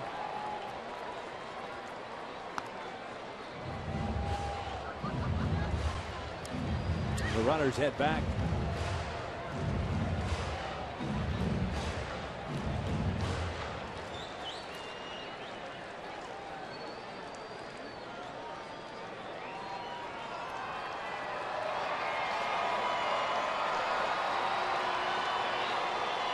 Wells at second, Howie Kendrick at first. 1 out here in the 5th, 1-1 tie. Nats with a run in the 1st. The Angels tied it up in the 4th.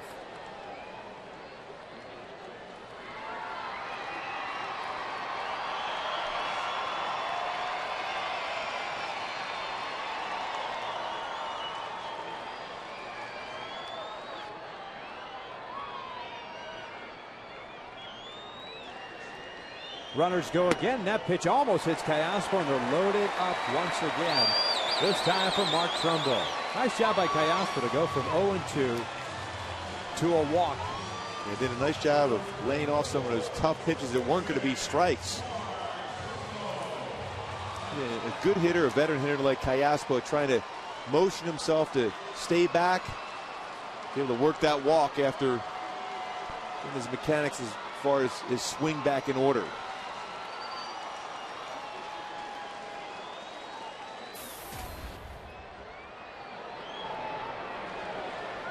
Trumbo 1 for 2. Base hit in the 4th inning.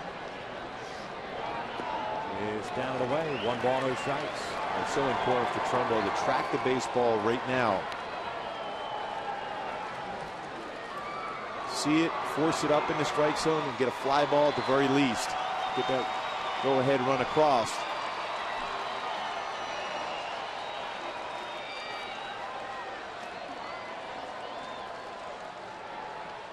Amazing, his first career at bat with the bases loaded.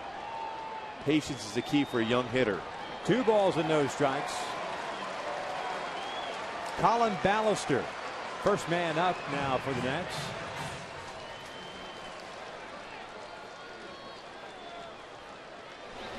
Wells at third base, Kendrick at second, Callaspo at first. 1 out. The Angels had a similar situation in the 3rd inning. Callaspo grounded into an inning-ending double play. Trumbo trying to put the Angels on top here.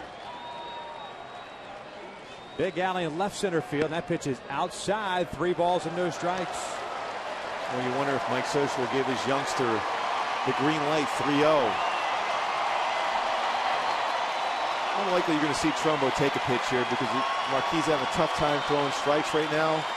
you're going to get the exact same pitch 3-1 as you're going to get 3-0.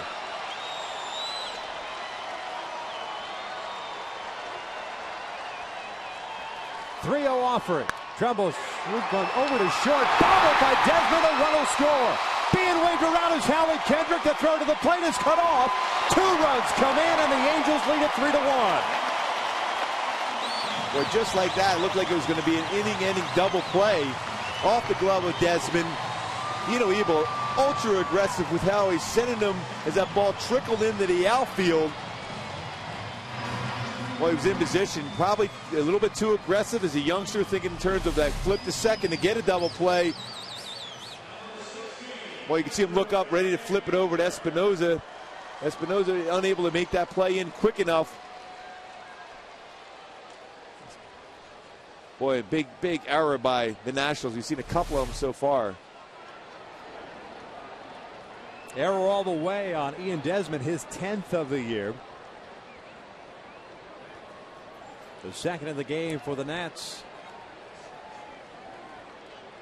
Callaspo at second, Trumbo at first. Here's Hank Conger. Still 1 out. Hank takes a strike. Conger with a walk and a sacrifice bunt, so no official AB for him tonight.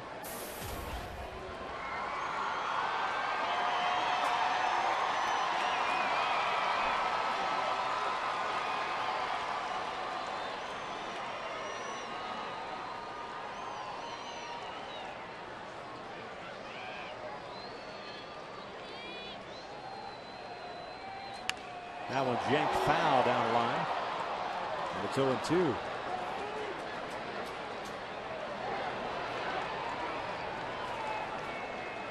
.91 pitches thrown now by Jason Marquis. His high watermark this season came in his last start. 108 pitches against the Seattle Mariners. Got a no decision. Going 8 innings. Allowing no runs on 3 hits.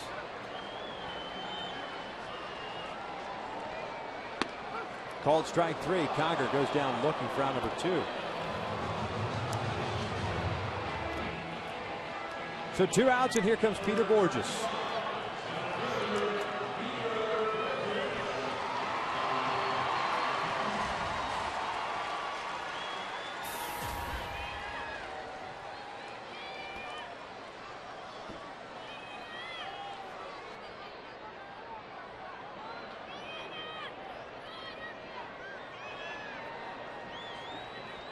Bourjos 1 for 2 with a base hit and a strikeout as he shoots this one toward the middle. Desmond has this one, flips to Espinoza, and they force out Mark Trumbo to end the inning. But the Angels get a couple of runs on 2 hits, 1 crucial error through 5. Angels lead it 3-1.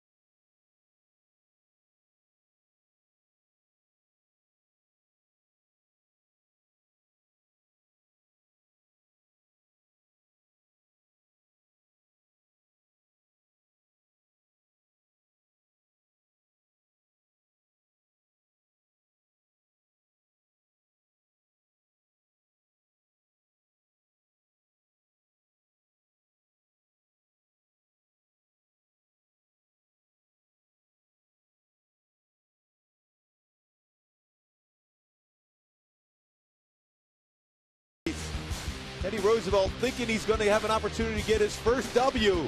Oh, but he goes down as Abe points at him, running by. He says, "Look at me."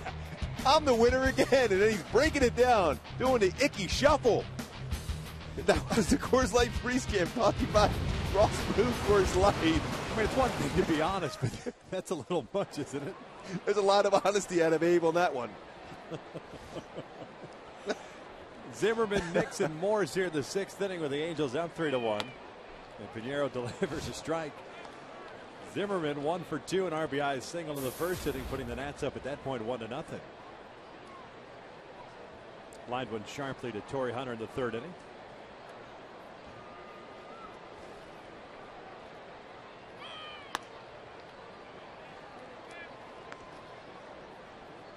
One ball, one strike. The 3 runs allowed by Jason Marquis tonight, only 2 are earned. This one bounced over to short. Ibar bobbles it for a second. Strong throw to first. He's in time. They called him out. Davey Johnson's going to come out. It looked like Wally Bell is getting ready to signal save. Zimmerman doesn't like the call. And we saw a bang-bang play with 1 out in the 5th inning that went the Angels' way with Wells being called safe on an infield base hit. Well, it helps having an arm like Eric Ibar to make up for that mistake on the ground ball. This tough little hop comes up, hits him in the chest. That's what you want to do, be in front of the baseball, but that strong arm. Ooh, I'm not so sure. They called a break. Yep. Looked like Zimmerman got his foot in right there before the ball was in the glove. Yep, maybe Johnson had a point. Lance Nix takes a breaking ball for a strike. You see this infield, and I'm talking about the turf as well as the dirt and everything, because everything's brand new here. Having an effect on guys right now, both sides. As Nix hammers one out to deep right center field. Borges pulls up, and that one is gone. Lance Nix hits his 12th home run of the season, a solo shot. And it's a 3-2 Angels lead. Well, he's seen the ball extremely well against Pinheiro tonight. His 3rd hit. 2 singles in that rocket out of here for a home run. Yeah, getting back to your point, Victor, it seems to be that there's some different type of hops than normal. Usually a pretty quick infield here. Talked about how it's going to take a while for the grass to settle in there. It's a little more spongier, different type hops.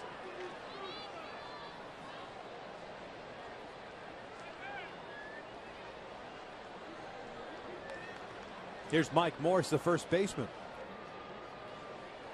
Swinging first pitch and lines one back into center field. So back-to-back sharply hit baseballs by Nix and Morse. When after getting a break last inning and getting a couple runs across and taking the lead, looking for that shutdown inning, all of a sudden a home run by Nix, line drive back up the middle by Morse.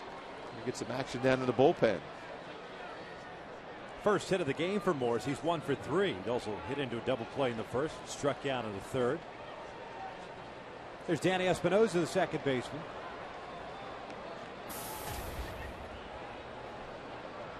We go back to that play to start this inning, going in favor of the Angels. Otherwise, we'd be talking about a tie game as the breaking pitch is outside, and it's 1 ball, no strikes. Halos start to get action in their bullpen. Hisanori Takahashi is the first man up.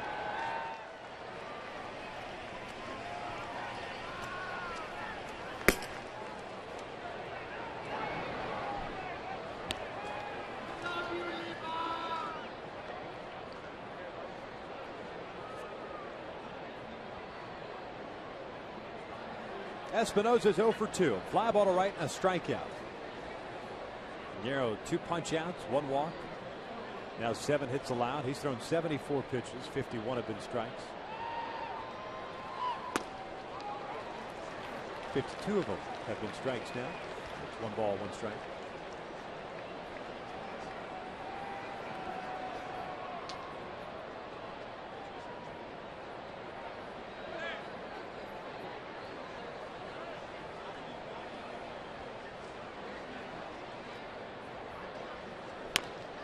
Chopper up the line, foul.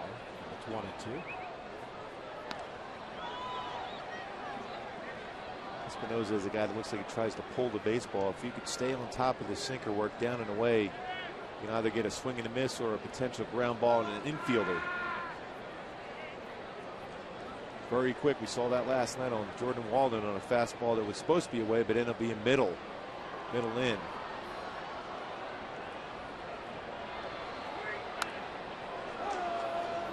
Fouled into the press box area.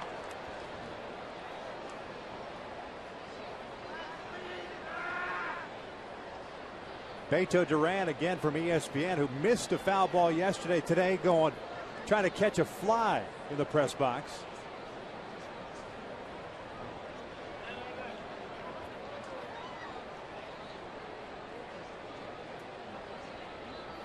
Here's the 1-2.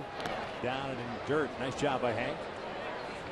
Piñeiro overthrew that split finger fastball. Conger, great job as far as shifting his body and keeping that ball in front of him. Looking base runner back, keeping that double play intact.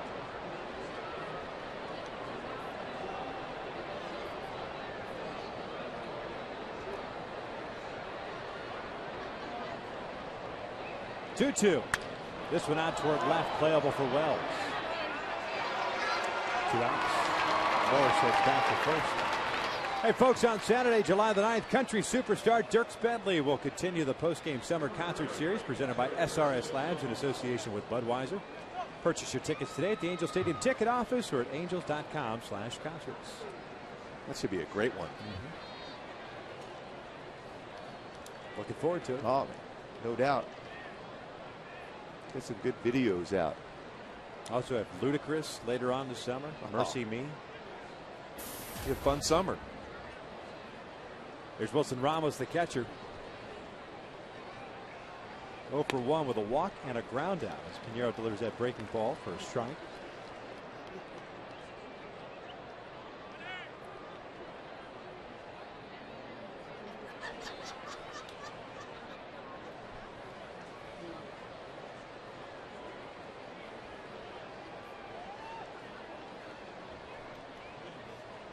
Oh, 1 pitch outside.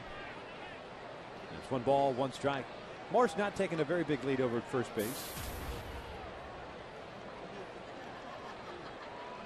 With 2 stolen bases on the season, 3 times he's been caught trying to steal.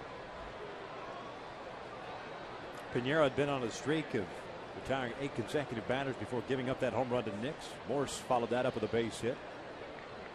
Ramos skies went down the right field line. Long run for Torrey. And he will not get there. Lands in the seats.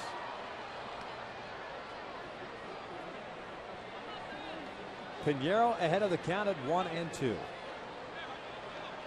Jason Marquis looks to be coming back out for the 6th inning. He'll be facing the top of the order for the Angels. Ibar, Hunter, and Abreu in the bottom of the inning.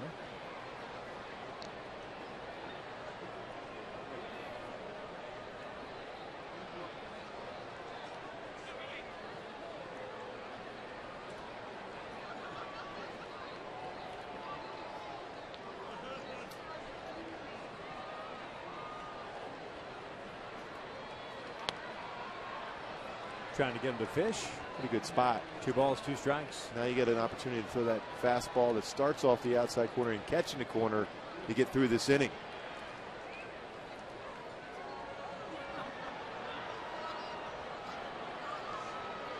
We'll try that exact pitch right on the outside corner.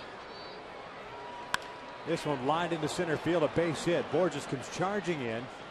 Gets the baseball in. 3rd hit of the inning for the Nationals. The first hit of the series for Ramos. Puts runners at first and second. 2 outs, and Matt Stairs coming up, and that's going to be it for Piñeiro. With Takahashi ready to go.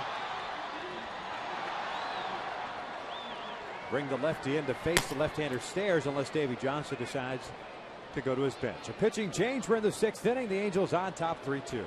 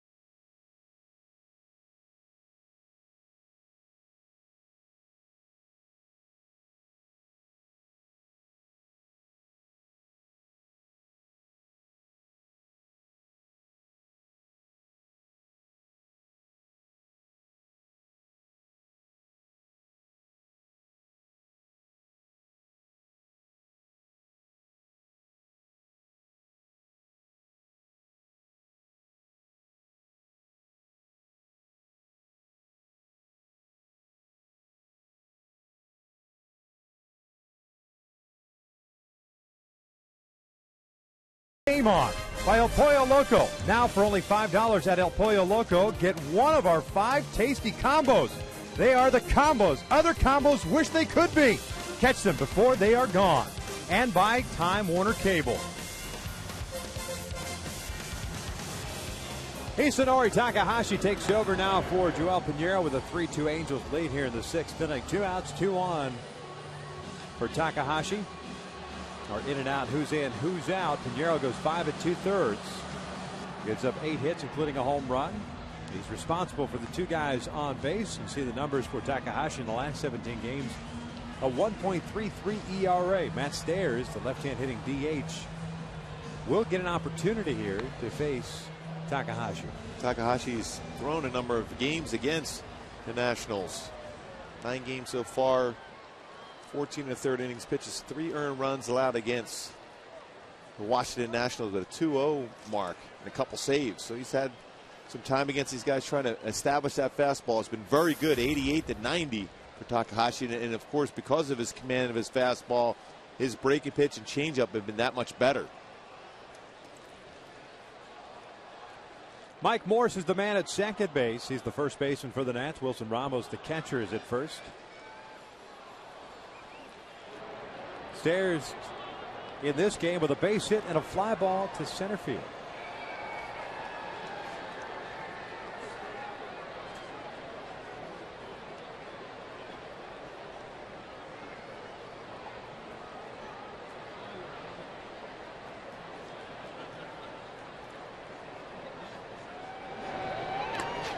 Boy, down in the dirt. Nice job by Hank going to his left.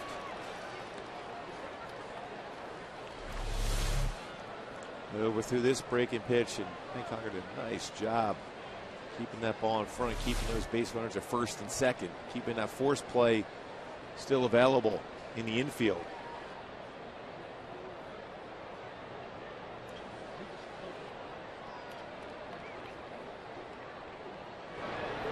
Big swing and a miss by Stairs. Count evens now, 1 ball, 1 strike.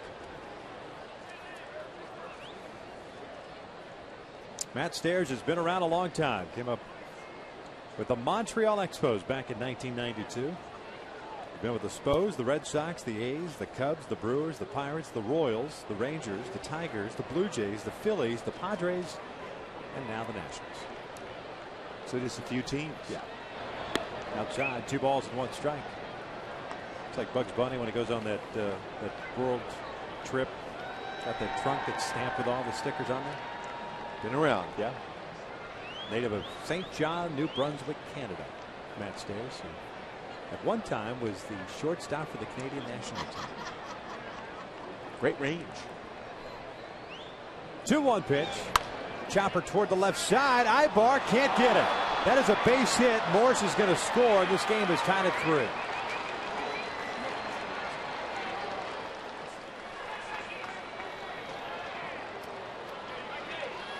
Ibar trying to keep Morse close to the bag at second. And that opened up a huge hole on the left side. You see where Ibar's positioned.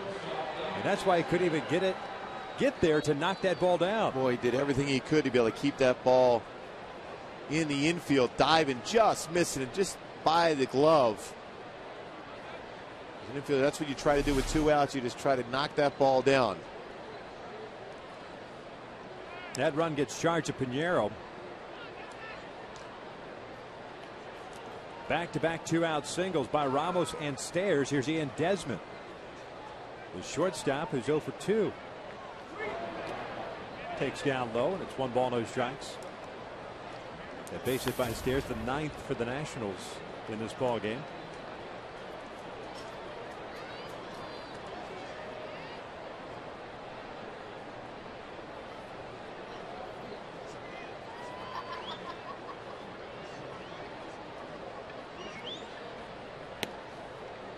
Two balls and no strikes. Takahashi falling behind on the 9th place hitter. You've got Ramos, the catcher, in scoring position. Stairs at first. Not a whole lot of speed for the Nats on the bases right now.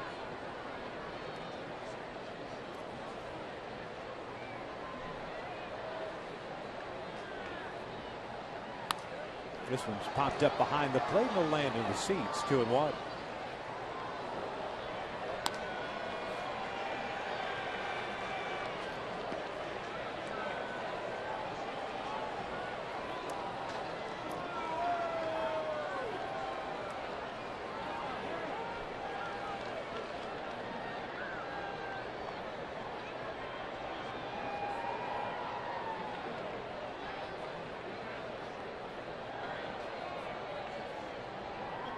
2-1.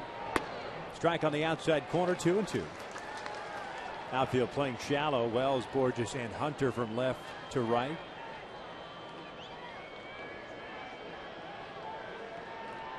Nix with a solo home run off Pinheiro with 1 out here in the 6th inning. Morse with a base hit. Espinosa with a fly ball up. Then Ramos and Stairs with back-to-back singles to tie this game up at 3. Takahashi trying to keep it right there. A little spin move with absolutely nobody anywhere near second base cutting in.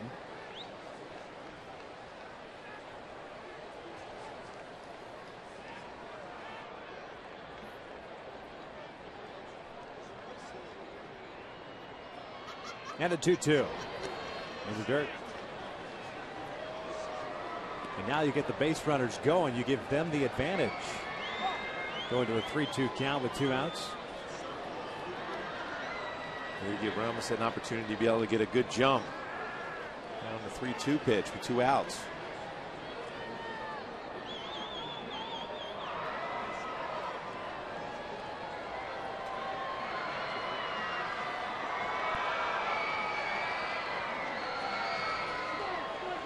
Ramos and Stairs take off, and he walked him. So they are loaded up now. Takahashi struggling to throw strikes here. Walking the 9th place hitter. Came in batting .227. And now he's in a little bit of trouble with the bases loaded. Roger Bernardina coming to the plate. Bernardina tonight 0 for 3. Takahashi's fastball command has been so good of late, but certainly not the case here tonight. Trevor Bell begins to get ready to throw down in the pen.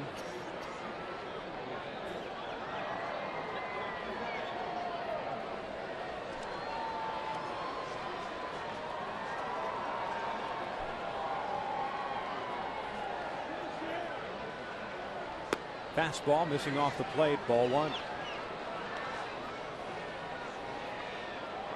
Bernardina has a couple of ground outs to Howie Kendrick, trying to bunt his way on into 3rd. But Pinheiro threw him out. 0 for 8 in this series.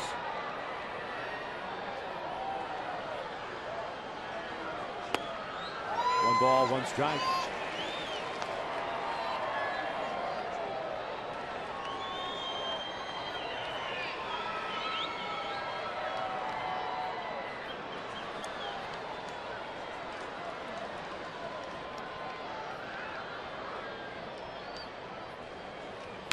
Little chopper foul at the plate. 1 ball, 2 strikes. Bernardina out in front of that pitch. But you would think if you've got the confidence with that fastball to come inside. Bernardina is one of those guys that seems to want to kind of drift a little bit. He gets loaded to the back leg and all of a sudden starts to drift as the pitcher's delivering a pitch, kind of anticipating something on the inside part of the plate. But I've seen so many off-speed pitches so far from Takahashi. Lays off that one. And it's 2-2. Yeah, he would be locked up on a fastball in because he's out there just trying to put the ball in play, something off speed, a better opportunity to put the ball in play with an off-speed pitch. Fastball in would freeze him. He's certainly not looking for a fastball against Takahashi here.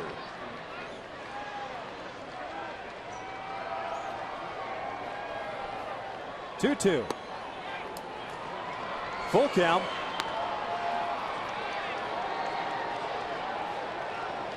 And now everybody will be taking off with this pitch.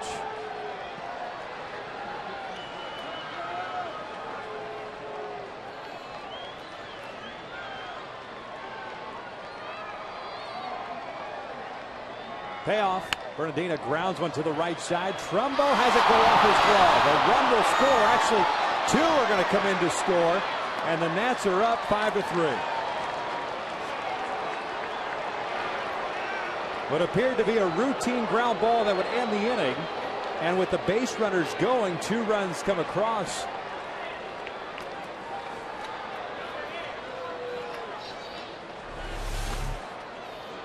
Well, he did come inside with the fastball and gets that ground ball as he jams himself. And Trumbo just unable to make the play. Hits the heel of his glove and up his arm.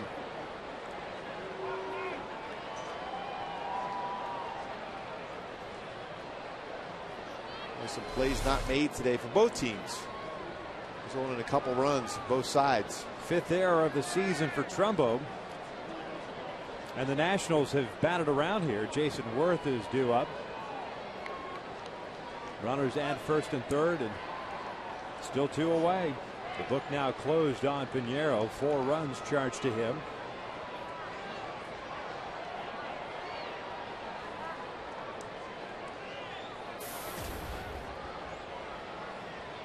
Three of which should be earned.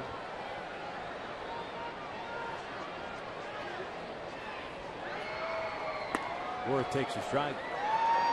It goes back to Takahashi walking Ian Desmond, a guy who's batting just .227 and putting himself in a position to get to a 3-2 count on Bernardino, who's hitless in this series and still remains hitless in this series. Getting the base runners going, and that's why Stairs was able to score from second base.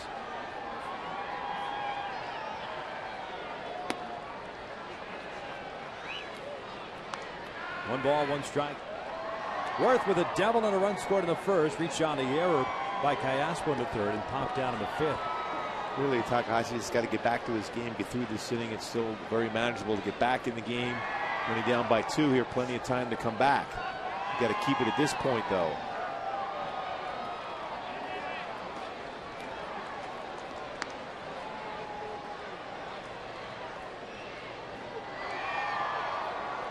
$11 balls, 8 strikes for Hisanori Takahashi, who tonight looks like he doesn't have much on his fastball, let alone the location. By not quite having that velocity on the fastball, is reluctant to throw the ball in the strike zone, just trying to hit corners and unable to hit that spot where he's trying to throw it.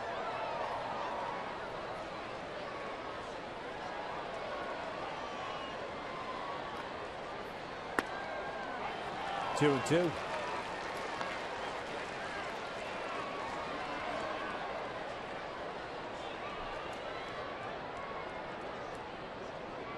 Four-run 6th inning for the Washington Nationals. They've retaken the lead here, 5-3, and have batted around. Yet another full count for Takahashi. Means Bernardino now will go with a pitch from first base. Desmond's the man at third. And you got Ryan Zimmerman, who grounded out to start this inning, on deck.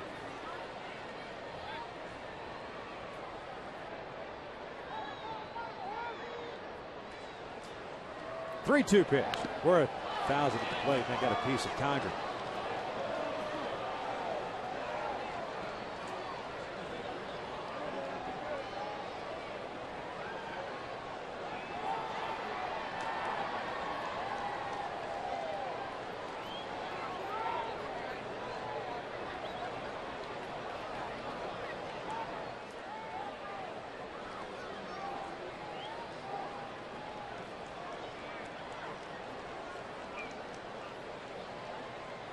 Mike Scioscia, Rick Smith at the 10 to Hank Conger, who just had a experienced the old Mitch Kupchak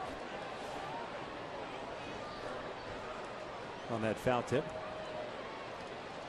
Never fun behind the plate. No. Extremely tough, demanding position.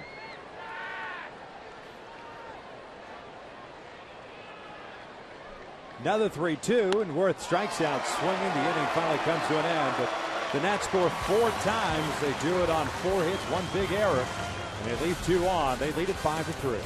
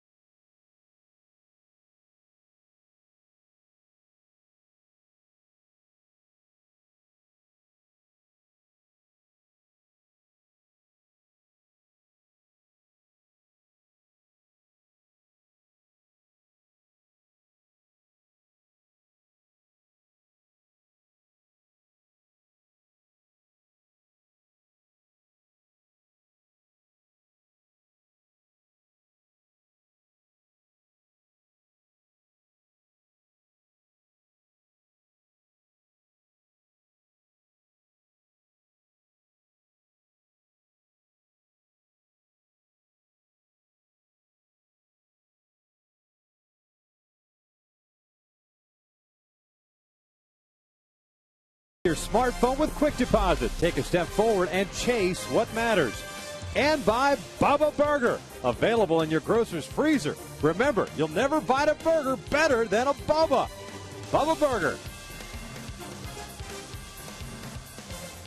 Well, the Halos down now 5-3 here in the bottom of the 6th inning. Had the top of the order up. Ibar, Hunter, and Abreu against Jason Marquis.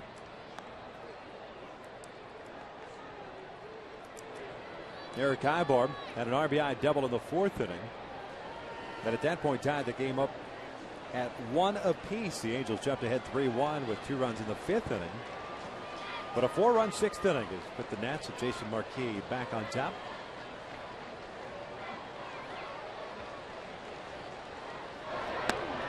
The first pitch is a fastball up and away. Pinheiro does give up 4 runs, 3 earned on 8 hits in his 5 2/3. He's on the hook.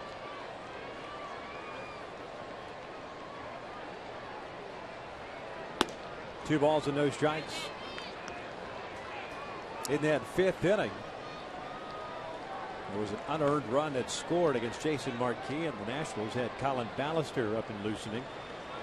Marquis now at 95 pitches, and we'll see what Davey Johnson does here as this inning progresses. And it's 3-0. Marquis thought he had a strike there.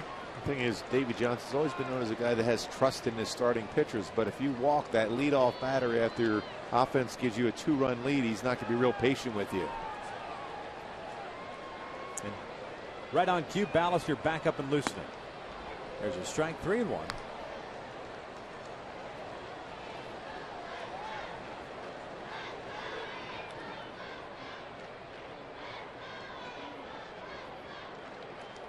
(3-1) to Ibar. Full count.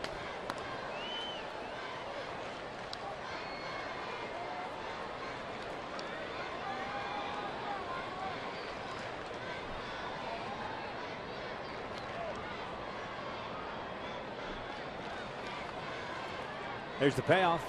Ibar pulls a foul. The count remains full.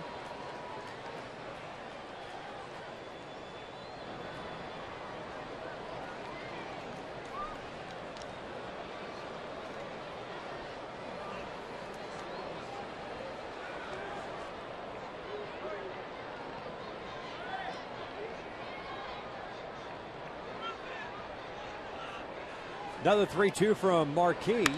Ibar yanks one into the right field corner. This one's got a chance to go. Big shot for Eric Ibar. A solo shot, his 5th of the year. It's a 5-4 Nationals lead. Boy, similar pitch and location to the last time up for Ibar when he hit the double that tied the ball game up. Quick hands, inner half. He has to throw a strike, doesn't want to walk Ibar there. That pitch, it drives it to the short porch in right field. Second hit of the game, a double and a home run. 2 runs batted in for Ibar, who now has 33 RBIs on the season. Davey Johnson has seen enough of Jason Marquis, and he is done. Colin Ballister, the product of Huntington Beach, California, is coming into the game as Eric Ibar. It's the Angels within a run. That's 8-4.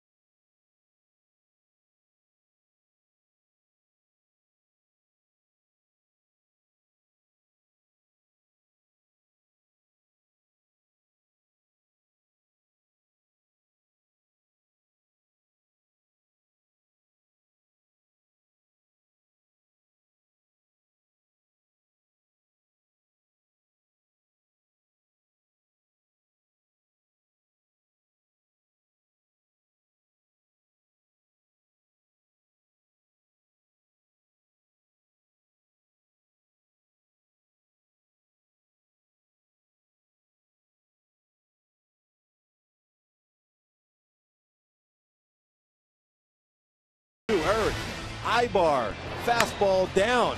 Drives it out, his 5th home run of the season, 2nd extra base hit in a row. Couple RBIs to boot for Eric Ibar, and that's our Coors Light Cold Hard Blast.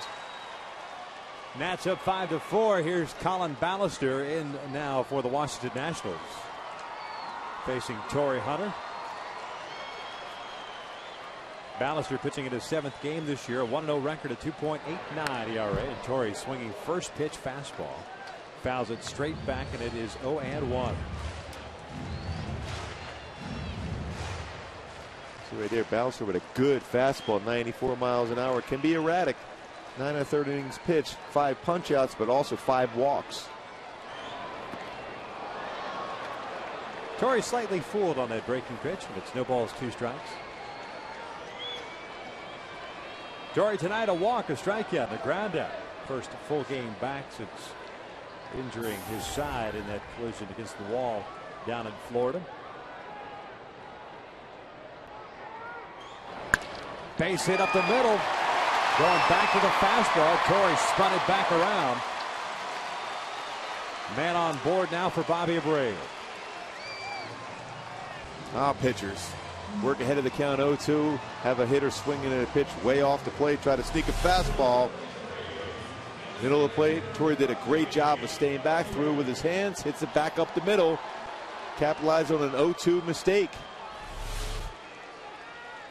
Ballister, a former 4th round pick of the Montreal Expos in 04. Just 24 years of age. Got recalled from AAA Syracuse on June the 15th. Fastball is outside.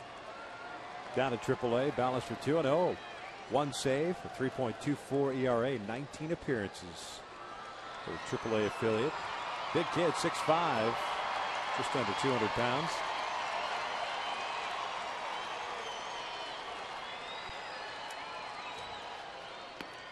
Inside, 2 balls and no strikes. It's teammates of Hank Congress. It's always difficult when you're a young player to come back home and pitch in front of all your family and friends. The adrenaline, overthrowing some pitches. Certainly you can see he's got a good live fastball. There's no question, 94 miles an hour. 2-0 pitch. Bobby fouls it off to the left. It's 2-1. Abreu tonight 1 for 3. Had a base hit in the 3rd inning. He's hit a fly ball to left and struck out. The book on Marquis is closed. 5 innings plus 1 batter, 5 strikeout, 4 walks, 4 runs, 3 earned on 8 hits. And that includes the Eric Ibar home run, his 5th of the season. 2-1. Strike on the inside corner, and it's 2-2.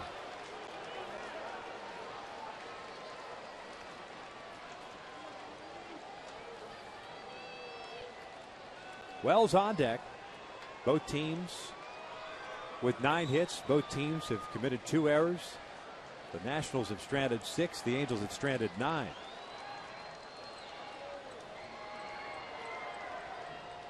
Quick throw to first and almost throws it away.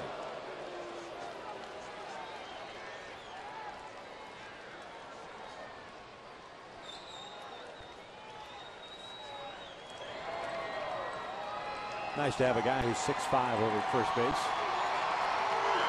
You're going to have an ability to be able to catch a lot of throws, whether they're low or high at that size.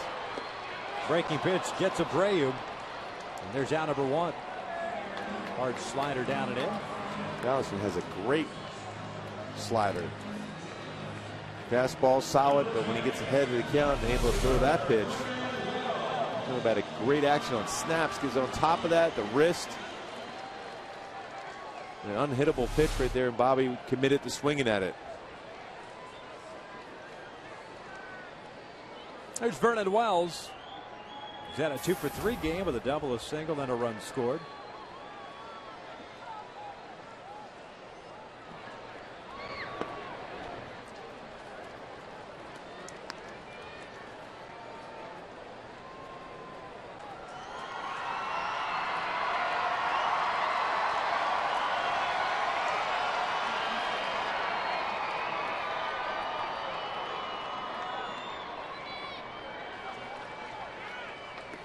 2 balls and no strikes. Trevor Bell playing the occasional catch in the Angels bullpen. He'll be coming on in the 7th.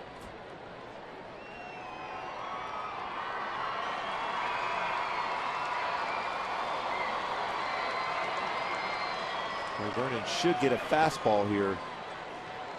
And so quick on the fastball inside. Drilled to deep left field. Nix is going back. Gone! Big fly for Vernon Wells. And the Angels climb back on top 6-5. Boy, he got that fastball and turned on that. Just his 2nd home run at home, 10th of the season. For Vernon Wells continues to show that power with that swing on that fastball there.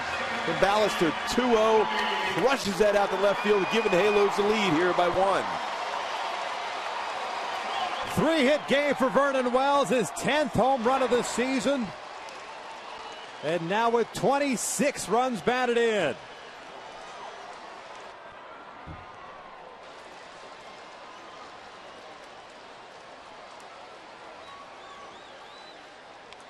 Howie gets jabbed and fouls it off to the right. It's 1 ball, 1 strike. Boy, a fastball, boy, inner half. And boy, how quick was that swing? Short, compact swing from Vernon. Over that 387 sign.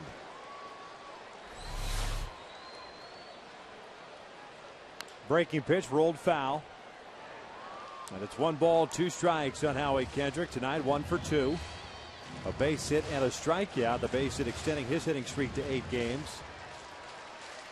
The Angels with 2 home runs here in the bottom of the 6th inning. Eric Ibar leading things off against Jason Marquis and knocking him out of the game.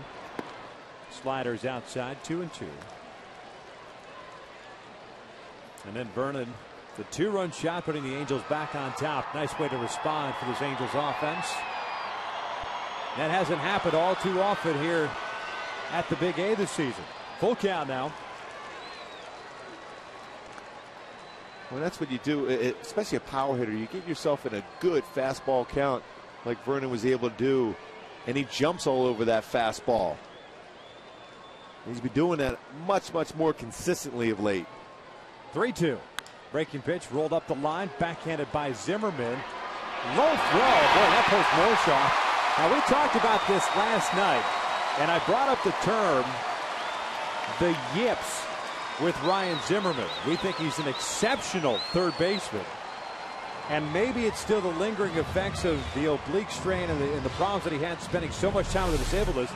But he has had some really odd throws across the diamond in this series. Yeah, and it's, a lot of times when you have that issue there, you can see you don't want to. It's almost like a pitcher who has a hurt arm. You don't want to get all the way out and extend it. It's putting some stress on that oblique rib cage area.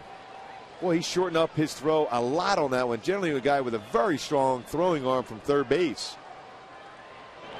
That pitch in the dirt gets by Ramos, and Kendrick will advance on a wild pitch. Zimmerman, by the way, got charged with an error. His 4th of the year, and now advancing Kendrick on the wild pitch by Ballister. Well, that baseball got Scott Berry behind the plate square. Overthrew that fastball right in the shoulder area, bicep. Wally Bell coming down the line, making sure the young umpire Scott Berry's all right. Looks like Rick Smith is going to come out. Nope, he's not. Maybe in the half inning we'll check him out.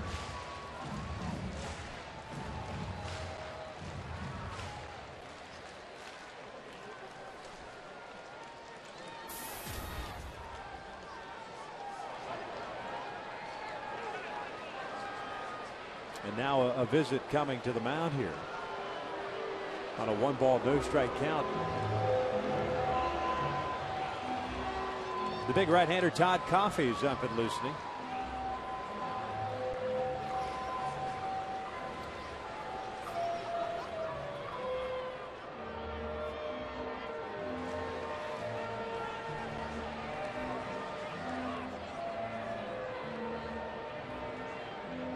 Three runs in for the Halos here in the 6th inning, on top 6-5. This after the 4-run top of the 6th inning by the Nats, putting them up 5-3. No decision for Piñeiro, no decision for Jason Marquis.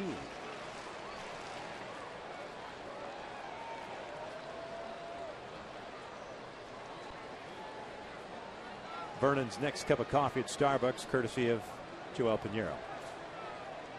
A Gold Card member, by the way. Yes, he is. 1-0 to Callaspo, and that's a strike on the inside corner. 1 ball, 1 strike. Alberto with a fly ball to center, a double play ball, and a walk. The Angels with a run in the 4th, 2 in the 5th, 3 so far here in the 6th inning.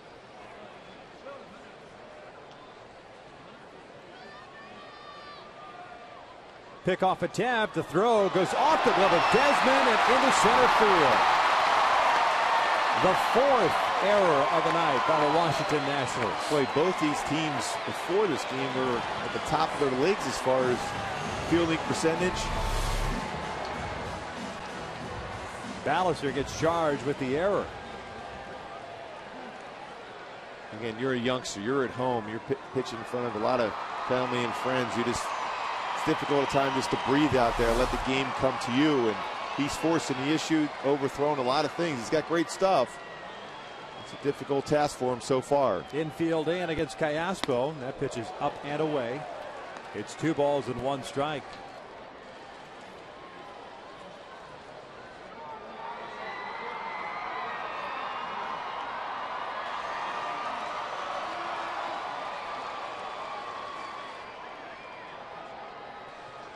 Breaking pitch just missed off the corner. 3-1 now.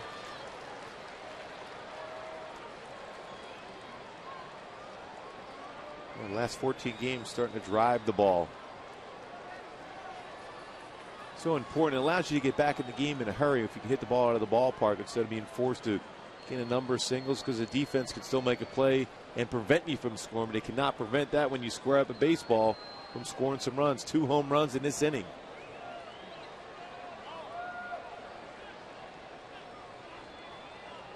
It's 3 balls and a strike, and home plate umpire Scott Berry saying it's 2 balls and 1 strike.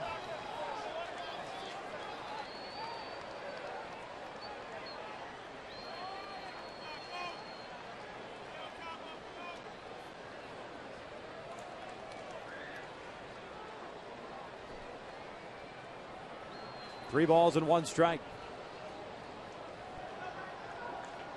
The first pitch being the one that went in the dirt that advanced Kendrick over to second base. 3-1 on its way. Outside, he walked him.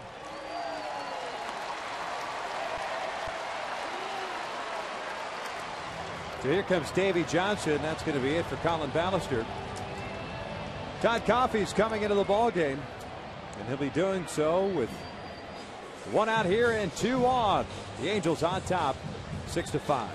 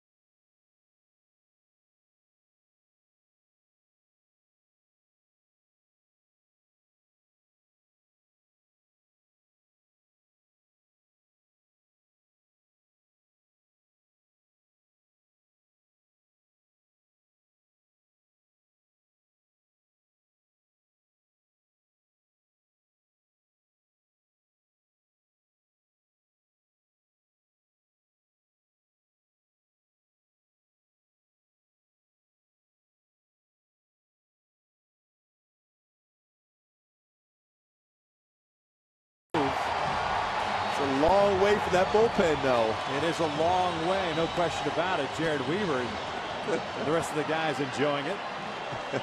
What was it? Lefferts for San Francisco used to do that, right? Fly for the bullpen. Seriously, is this like the movie 10 with Bo Derek? I mean, slow motion. Coffey, 6'4", 240, has had a very good season. 3-0 and a 2.48 ERA, pitching in his 33rd game. 29 innings, 23 hits, 25 strikeouts, and 12 walks. He's carved out a nice niche for him, working out of the pen. Did so really over the last couple of years with the Milwaukee Brewers. Last year, kind of a backward year. He ended up pitching in 69 games at an ERA of close to 5 at 4.76, but 09 with the Brewers was extremely good. 4-4 and a 2.90 ERA.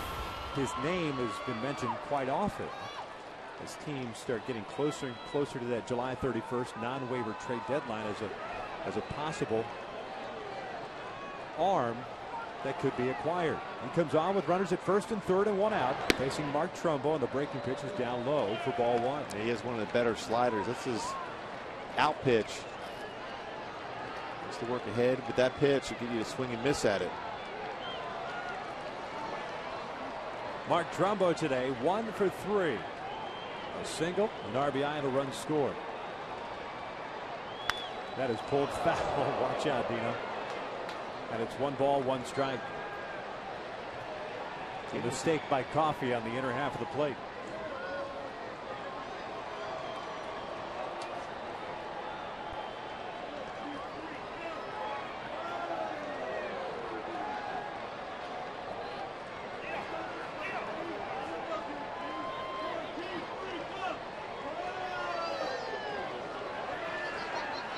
I want Dino to go through the signs again for him.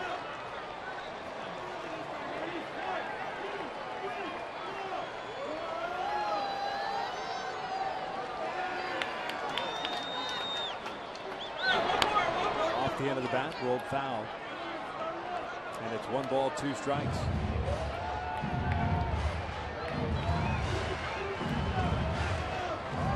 Being told that this 6th inning has lasted just about 50 minutes. 4 runs for the Nats in the top of the inning, 3 for the Angels here in the bottom of the inning, and still ongoing. Howie Kendrick at third, Callaspo at first.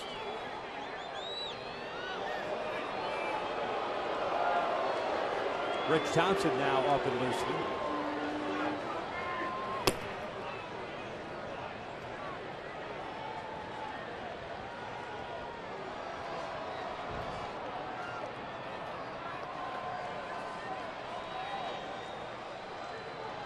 Here's the 1-2. We got him to chase that pitch in the dirt. There are 2 outs. He doesn't go many fastballs. He's a slider, split-finger fastball type pitcher. Trumbo to swing over top of that slider.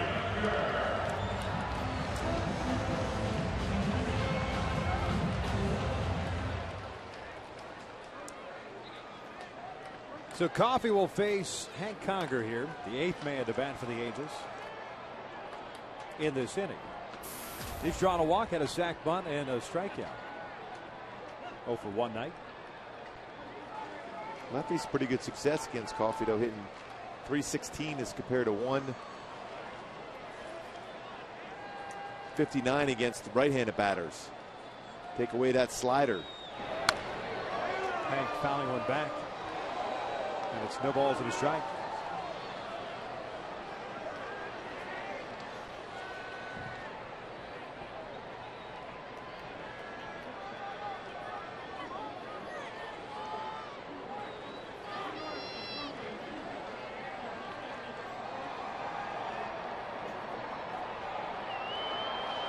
Down and in. Evens the count at 1 ball, 1 strike.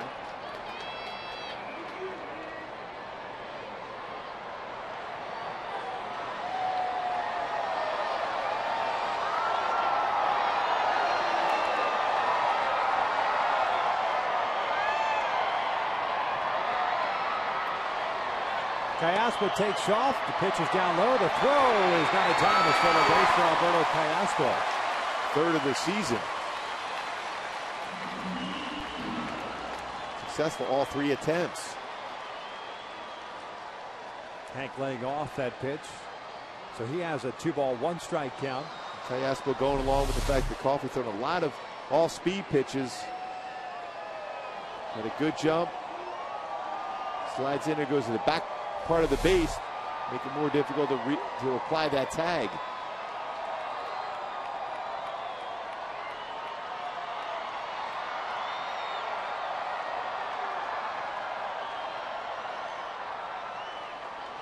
Two one.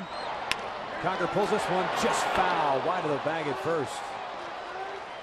And it's 2 balls, 2 strikes.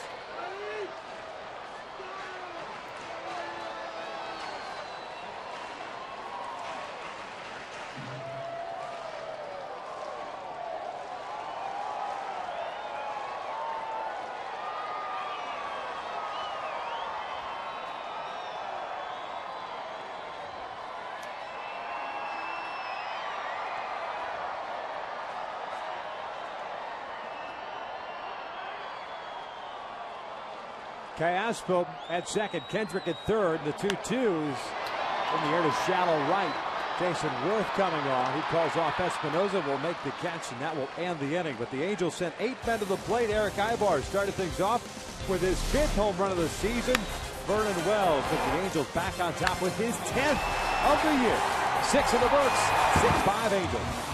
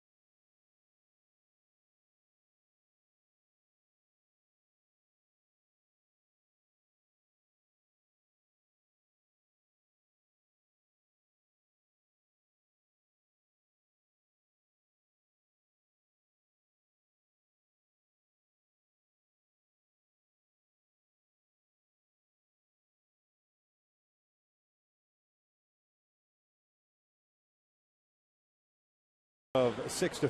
Fans, the 1961 uniforms worn by the Angels this season now up for auction online. Visit the community page on Angels.com to bid on the authentic hats, helmets, as well as uniforms. A portion of the proceeds will benefit the Angels Foundation. Rich Thompson is now in the game for the Halos, taking over for Hisanori Takahashi, who went 1/3 of an inning.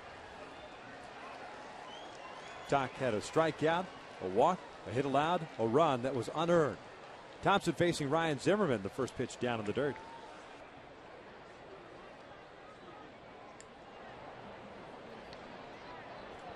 Rich pitching in his 25th game, a 1-2 mark, a 3.26 ERA. Got the Fu Manchu working all of a sudden. Well, that was a long road trip, wasn't it? Yeah, it was. Rich has had that kind of that 3-day beard growth all season long, so it seems, and I guess he's decided to grow the Fu Man out. He's fallen behind here, 2 balls and no strikes. Zimmerman's 1 for 3 and an RBI single in the first. And it is 3-0. And the last thing you want to do is start gifting base runners after a very long 6th inning that saw your team take the lead. Well, you just have to trust your stuff. You go out to the mound.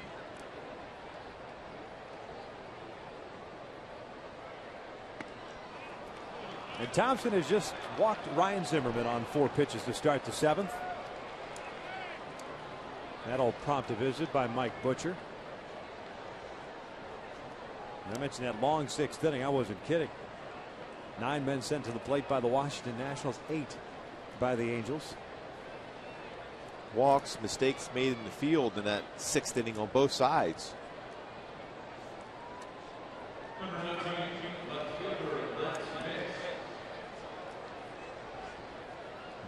Vernon's looking around and said, hey, I gave us the lead here. We want our pitching staff to be aggressive. Throw some strikes. Get us back to swinging the bat once again. Over the last 14 games, Vernon Wells, 6 home runs. 3 have given the Angels a lead. 1 has tied the game. 10 on the season now. A 3-hit game for Vernon. A lot of baseball still left to be played here. That pitch nowhere near the strike zone. That's 5 straight wide ones for Rich Thompson. And the last thing you want to do is all of a sudden putting guys in scoring position. Mike Scioscia's got to have a short leash. And sure enough, Mike Butcher makes the call to the bullpen. Well, these pitches haven't really been close. 2-3 feet in front of the plate on the fastball. And Trevor Bell was up already. So you could go to him and it wouldn't take him that long, but instead it's going to be Bobby Cazaval. Zimmerman's not going to run a whole lot. Very short lead for him over there. Part of the reason why you do that is to give your bullpen guy an opportunity to get loosened up. You might see that 1 or 2 more times here.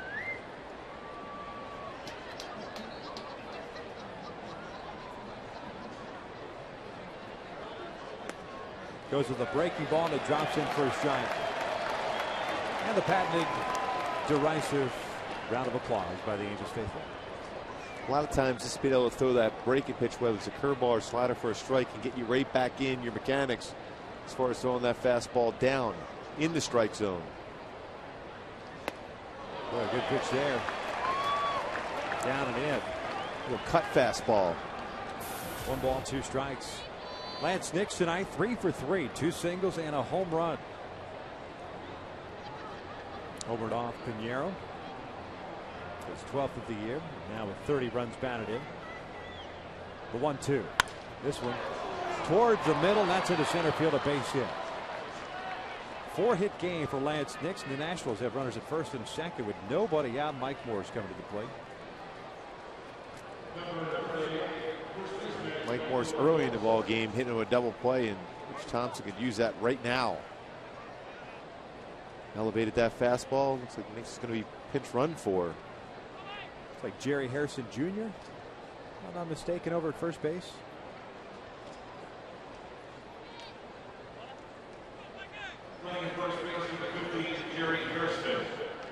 And it is Hairston.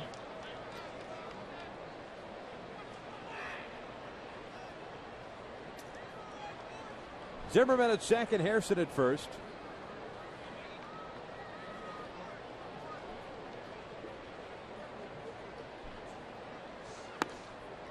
And Rich delivers a strike. Morse 1 for 3. Got a base hit into center field in the 6th inning. Came around to score 1 of the 4 runs, and that's put on the board. Washington in this game 2 for 7 with men in scoring position. The Angels 1 for 11. 0-1 pitch.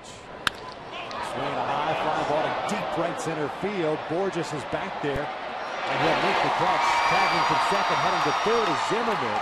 Hairston stays at first. There's 1 out. In the daytime, perhaps a different story. At night, it'll take a little bit more than that, especially out to that part of the ballpark. Well, he's in back-to-back days. He's a pretty good shots to center field where he gets his arms extended. Just like that. Just missed hitting that one out to center field. I mean, it's Dave Kingman, Jack Clark like that swing. Looking for that pitch out over the plate. Diving towards the front part of the plate to be able to drive the ball there. Talked about how effective a fastball in on the hands would be against him. And that's going to be it for Rich Thompson. With Danny Espinosa coming to the plate. Bobby Cazaval is going to be called upon here to get the last 2 outs. Pitching change. We're in the 7th. The Angels clinging to a 1-run lead.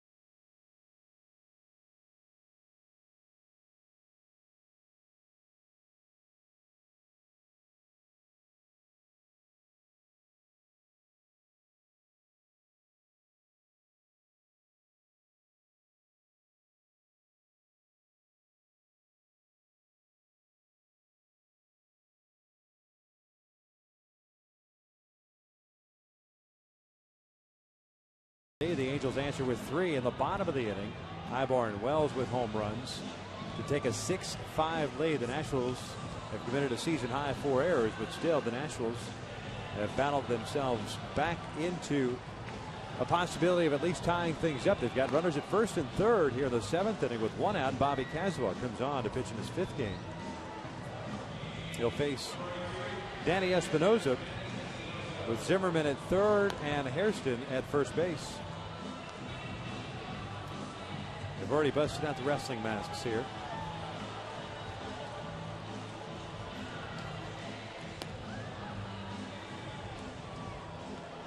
That's the mask to be able to get a double play right now. That's what they're bringing out. Bobby Cazaval coming in there looking for that exact pitch. He has a running fastball, can get that ground ball double play.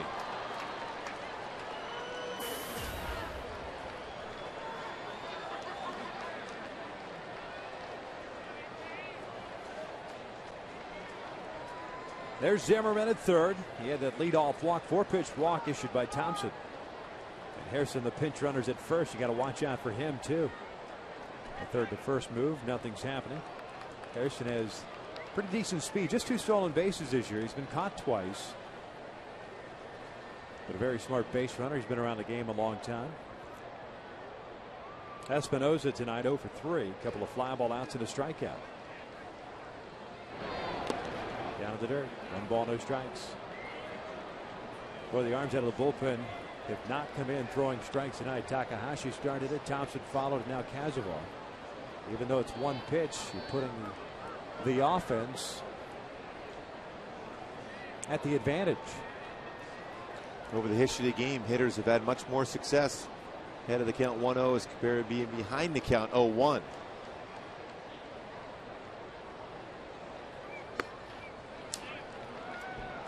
Two balls and no strikes.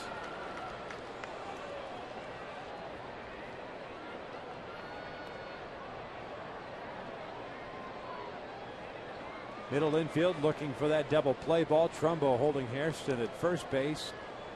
Callaspo's off the line at third, just behind the third base bag. 2 balls and 1 strike. Kind of an uncommitted swing, if you will, by Espinosa. Perhaps fooled on that pitch, that late movement down and in.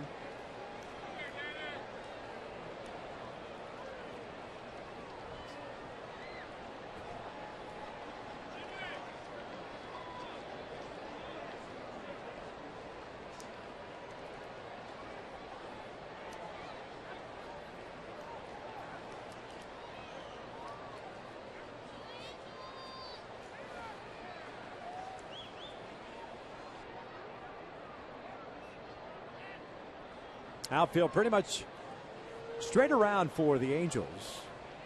Not playing Espinosa either way, whether to pull or the opposite way.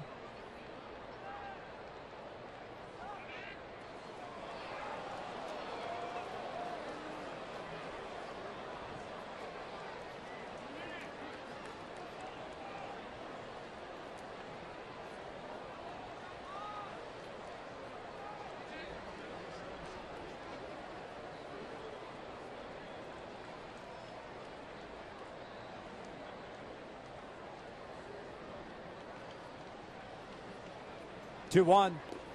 Down to the dirt. Harrison will advance on the wild pitch. So the gifting of another base to the Nationals comes via the wild pitch. And a 3-ball, 1-strike count here on Espinosa. Caswell overthrown that fastball once again. Conger did a good job of getting his body over, but that spin on the baseball kept it away from him. There's the intentional walk, and they're loaded up now. Wilson Ramos, the catcher, coming up.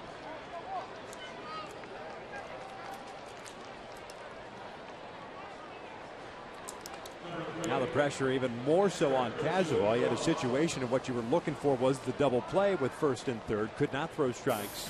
Throws the wild pitch. Now you intentionally walk Espinosa to set up yet another double play opportunity. But you got to be able to throw strikes in order to do that, to accomplish that. And that first pitch so important for Casabal here.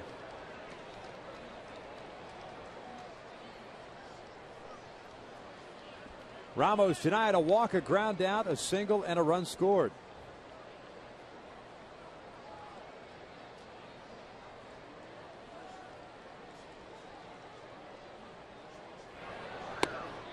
One ball, no strikes.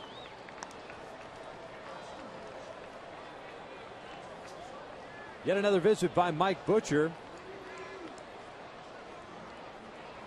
Tonight, both pitching coaches, managers wearing out the paths between the dugouts and the mounds.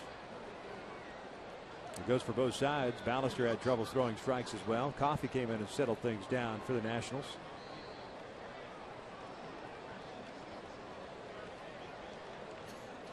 You see the movement that Casabal has on the fastball. You got to trust middle part of the plate. Give it the umpire a chance to be able to call it a strike.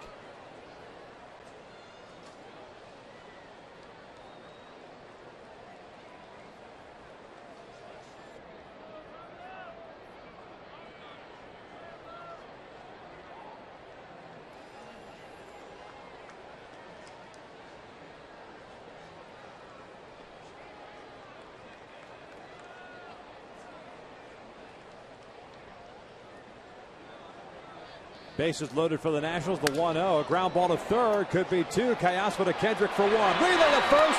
Pulls trouble off the bank. The tag is in time. That will end the inning. Seventh inning stretch time here at the Big A. 6-5 Angels.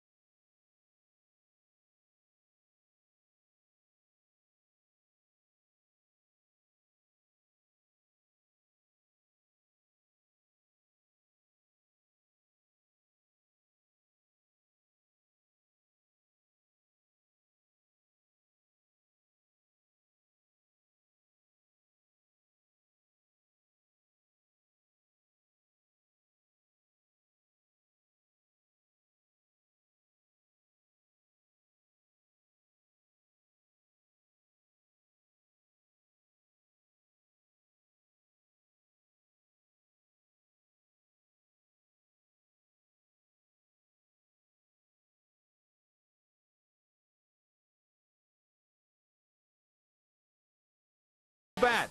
The 6-time All-Star helped the Angels to 3 division titles, gaining all kinds of fans.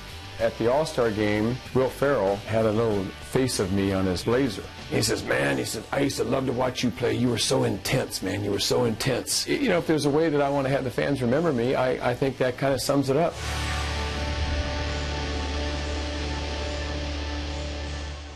Love that grit and determination of Bobby Grich slamming the helmet down. Boy, he played the game extremely hard. Yep. It was great to have him up in the booth with us. Bobby Cazaval worked out of one heck of a jam. There's no doubt about that. Got a break, too, swinging in that pitch. It didn't look like it was all that close to the strike zone. Had a lot of movement. Jerry Hairston Jr. stays in the game. He's in left field. Halo setting up 9-1-2 here in the 7th. Borges, Ibar, and Hunter.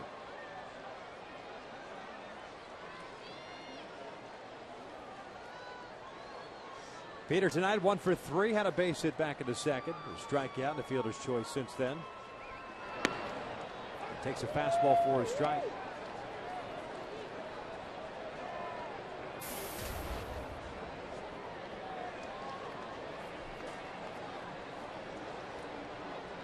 The Nationals with 5 runs, 10 hits, 4 errors, 8 men left on base. The Angels 6 runs, 10 hits, 2 errors, 11 left on base.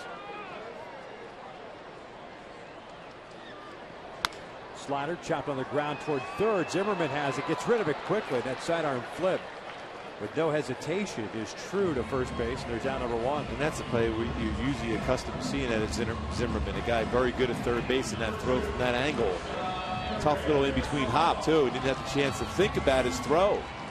Think about the discomfort he may have as he's throwing the ball across the diamond. So Ibar steps up now with 1 out, nobody on. Ibar had the leadoff home run in the 6th inning against Jason Marquis to bring the Angels within a run. As Coffey misses outside for ball 1.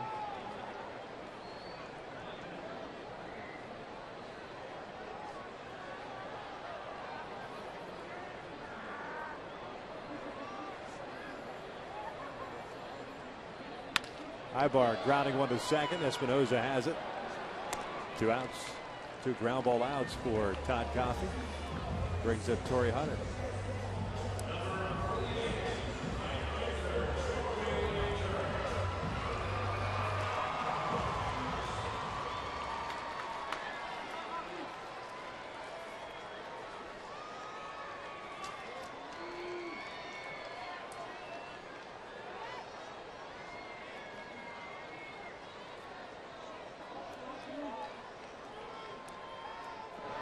Torrey takes down low, and it's 1 ball, no strikes.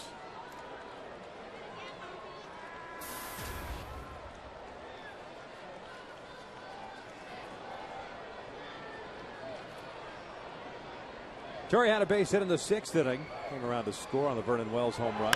Breaking ball chopped towards short. Desmond bobbles it.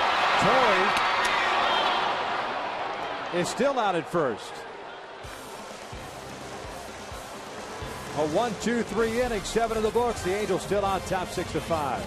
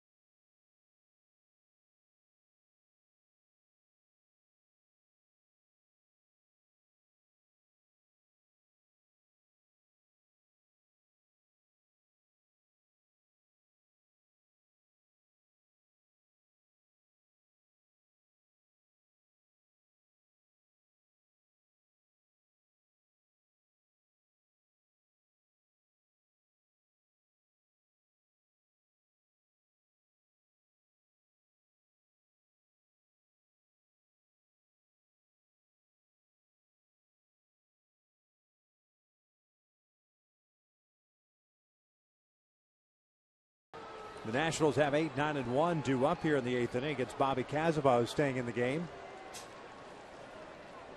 The intentional walk to Espinosa, and they got Ramos to ground into the 5-4-3 inning-ending double play with the bases loaded and 1 out. Stairs, Desmond, and Bernardina here in the 8th inning for the Nats. Stairs a couple of hits, 2 singles, and an RBI, and also scored a run.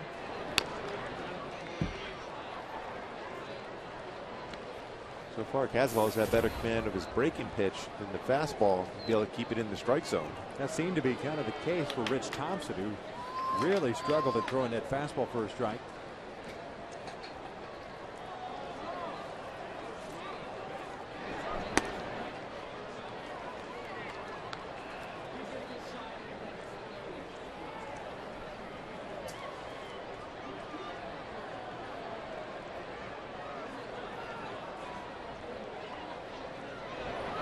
Breaking pitch down and in. 2 balls and 1 strike.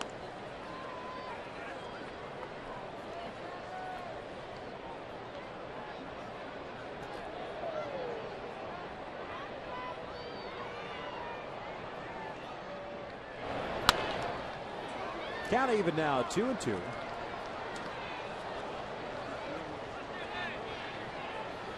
Texas Rangers defeated the Houston Astros tonight in the first game of a 3-game set for them down at Minute Maid Park. So the Angels needing a victory to keep pace and stay a game and a half back in the Western Division.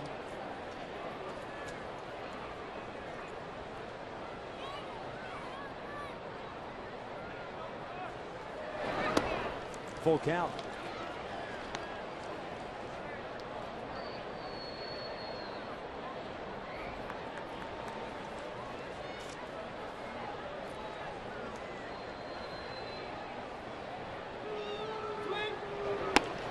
Got him looking. Down goes Stairs. There's out number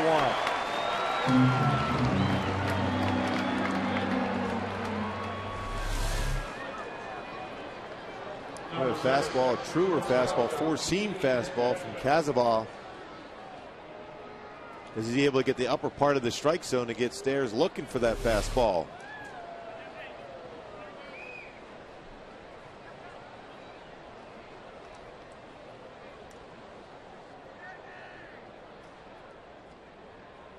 And Desmond swinging through the breaking pitch. And it's no balls and a strike. Desmond tonight was grounded out twice. Once a double play ball. The other just a straight ground out to short. He's also drawn a walk. That's up and in. 1 ball, 1 strike.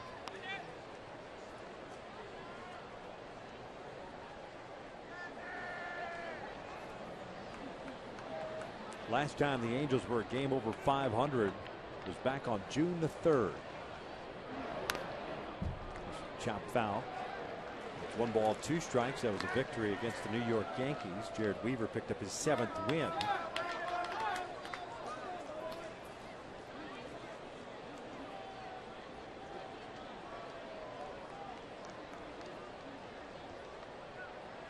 The Angels then went on a 6-game losing streak as Desmond fouls it off to the right. I don't mind an opportunity to win another series. That's always been the mantra for Mike Scioscia, winning series. Yes, I think you go on a long winning streak, but you put yourself in good positions if you can win series.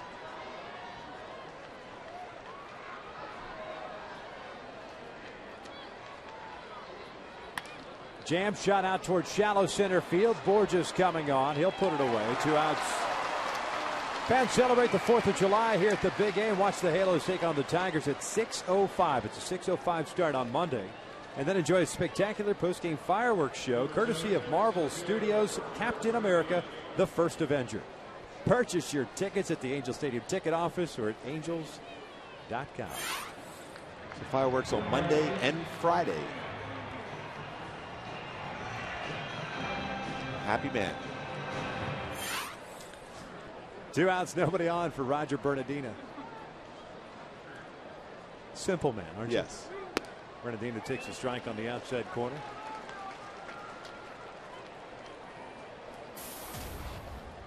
Bernardina 0 for 4. Reached on that error by Mark Trumbo in the 6th inning. But played it a couple of runs as that pitch is fouled off. And hopefully that hit a seat. Ball was hit hard. It was an elevated fastball away. Bernardina late. The way it ricocheted, it seemed like it did. 0-2 count.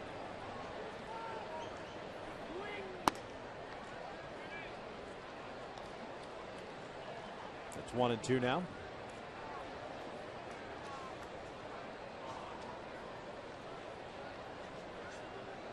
Michael Kahn begins to loosen in the Angels bullpen now. Check swing. Did he go? He went around, says Corey Blaser. Down goes Bernardina.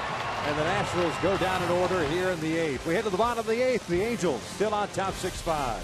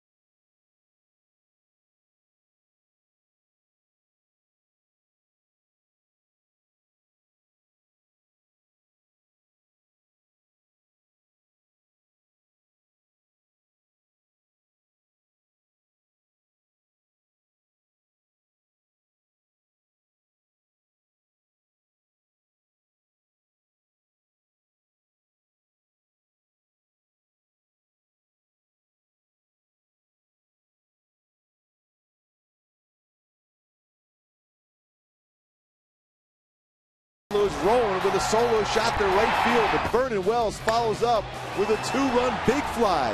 His 10th of the season, 2nd at the Big A. On a hot streak, and that is a Land Rover performance. Using the big fly. Last night, a lot of singles. Tonight, a couple key home runs. Gotta like it.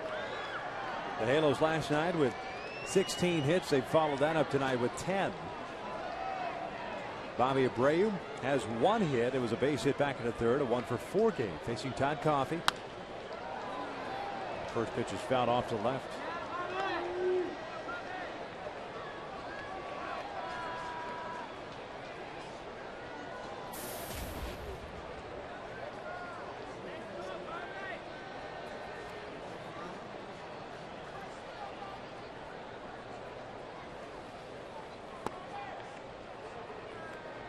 Coffey came on in the 6th inning and relieved Colin Ballister, who went 1/3 of an inning.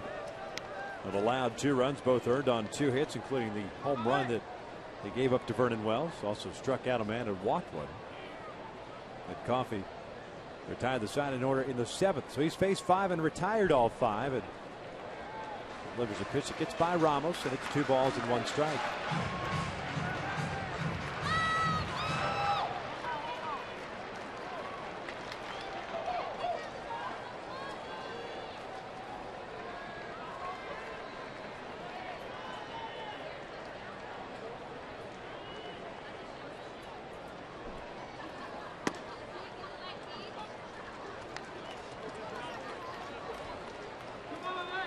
It's a 3-ball, 1 strike count. Wells on deck, Kendrick to follow.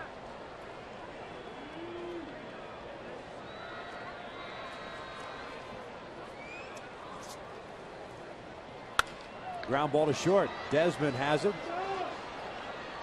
Boy, Desmond has looked a little shaky at shortstop, and maybe it has everything to do with the infield, but able to make that last out. Hey, subscribe to MLB.tv today to see every Angels game live or on demand on your computer as well as your favorite devices. MLB.tv Premium lets you enjoy HD quality home and away coverage multi-game view, as well as the ability to pause and rewind live games. Visit Angels.com to order and get more details. MLB.tv, baseball everywhere. Yeah, a little different hops through the infield so far in these first 2 games back home. Coffey missing way outside, and it's 1 ball, no strikes on Vernon. Tonight, Wells, a 3-for-4 game. A single, a double, a home run, and reached on an error. Triple shy of the cycle. That's right, I said it. This one lined to left field, a base hit, make that a 4-hit game. Hairston plays it cleanly, so Vernon no chance for the triple. He stops at first. He needed that little outfield grass to get away from him. He could have gone, but he decided, you know what, I'll just play it. I'll settle in for that single. 4-hit game, followed after Peter Borges had a 4-hit game last night. Well, he is starting to see the ball well, get himself in good hitters counts and not missing mistakes made. It's almost the same height of the pitch he hit out of the ballpark the at bat before.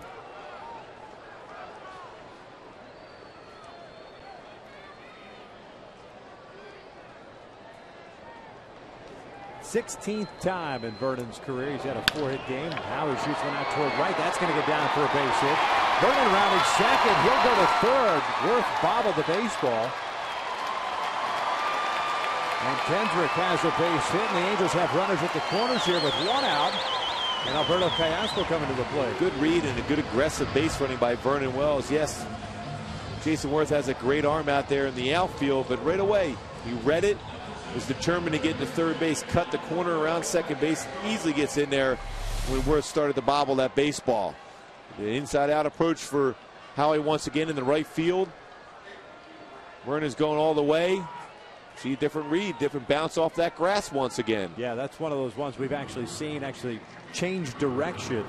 Worth has had some struggles out in the outfield this season, having committed 6 errors, but clearly that ball just shooting to his left and going off the end of the glove. Vernon was more than likely going to end up at third base regardless, but Worth didn't have much of a chance once that ball took off to his left. Yeah, it would have taken a perfect throw to throw him out because Vernon was running well and read that well off the bat.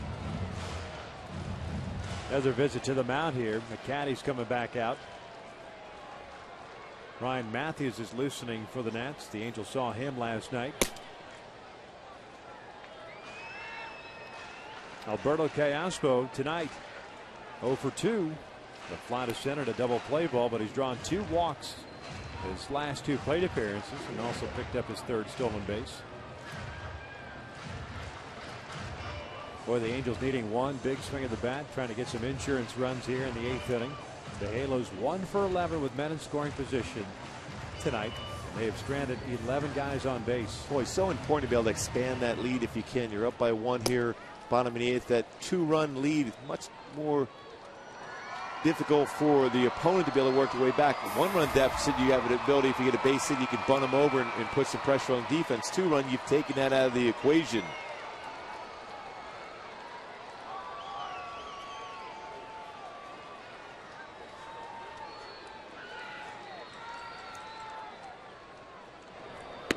First pitch is in there for a strike. 91 miles per hour from Coffey. He's thrown his 24th pitch. But he's given up back-to-back singles here with 1 out in the 8th inning after retiring the first 6 guys he faced in relief. Vernon Wells at third, Howie Kendrick at first. This will loop around to left field. That will bring home Vernon Wells. RBI single by Alberto Callaspo makes it 7-5 Halos. Much better approach for Callaspo there to staying back, just punching that ball in the left field, keeping his hands back through the baseball. Davey Johnson coming out, another pitching change. We're in the 8th. The Angels leading at 7-5.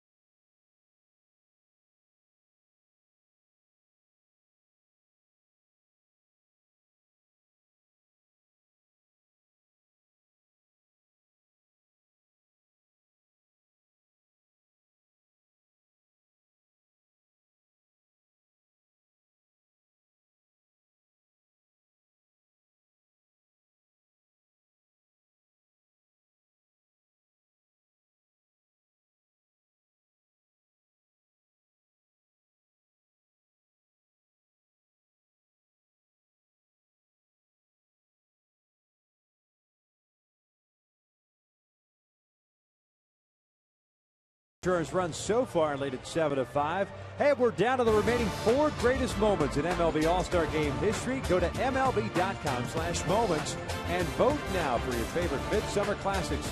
And tune in to the 2011 MLB All-Star Game on Tuesday, July the 12th at 8 p.m. Eastern, 5 p.m. Pacific here on Fox to find out who won. Brian Matthews comes into the ball game with 1 out and runners at first and second base. Mark Trumbo will get a chance to face Matthews, who last night pitched 1 inning, walked 2 guys, and gave up 1 hit. The 2 guys on base belong to Todd Coffey, who's allowed 1 run so far. 3 straight hits.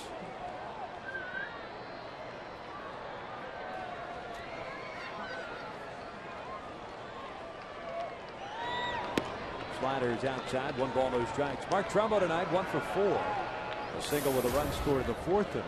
Picked up an RBI on the error by Desmond, the shortstop, in the 5th. His 33rd run batted in.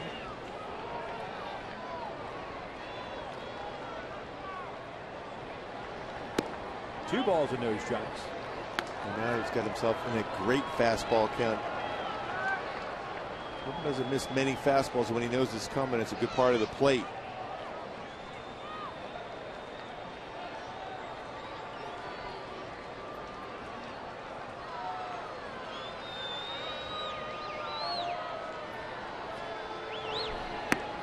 A hanging breaking pitch. It's in for a strike. Well, he was looking for the fastball, geared up for it, and instead got a breaking ball. One of those ones when you throw and it gets out of your hand, you think, uh-oh, I'm in trouble. But the speed on that pitch, the thing that saved him. 2-1. Fastball low, 3 balls and 1 strike. Scoreboard here at the Big A is incorrect as far as the hit column. The Angels with 12 knocks have actually hit the 3 hits here in the 8th inning of 13. So the offense starting to click a little bit, but that situational hitting, the one that's been troublesome. 3-1, that is foul off the right. Full count.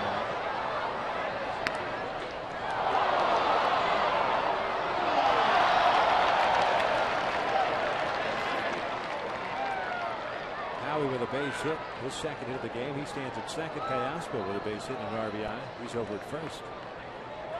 Alberto picking up his 31st run batted in. Full count here on Mark Trumbo. Hank Conger on deck. Here's the payoff. Runners go. Trumbo lines at the center field. Bernardina not going to get it. 2 runs will come in to score as Trumbo is in at second with a double. 9-5 Halos. Talk about that clutch hitting needed to be done, and that was certainly a clutch hit for Mark Trumbo. Bernardina is a guy that can cover a lot of ground out in center field, but after that first step he took, you knew he had no chance to be able to catch up to that rocket. Hit by Trumbo. Breaking pitch, again, a spinner out over the plate. Didn't have a lot of break to it. And he crushed that ball. 1 hops that 400 sign. Well, he knew he made a mistake. Didn't get on top of that slider. Spins that over the plate. And Trumbo crushes it.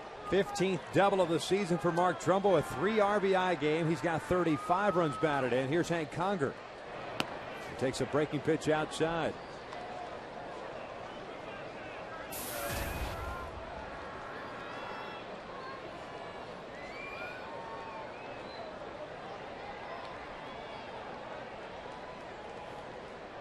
Hank 0 for 2. There's a walk, a sacrifice bunt, a strikeout, and a fly ball to right. 2 balls and no strikes. The book on Coffey is now closed. 3 runs all earned, 2 innings, 3 hits, 1 strikeout.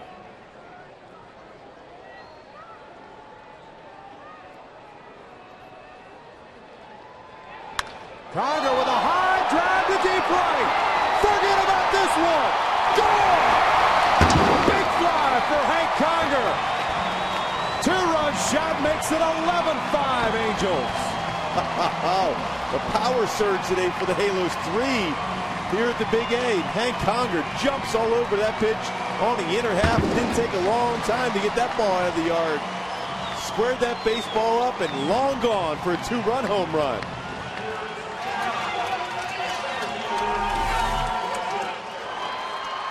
Boy, a fastball here. You can see those hips open up right away. That's that power swing we saw earlier in the season for Hank Conger. That was a no-doubter. Cool air or not, that ball is long gone.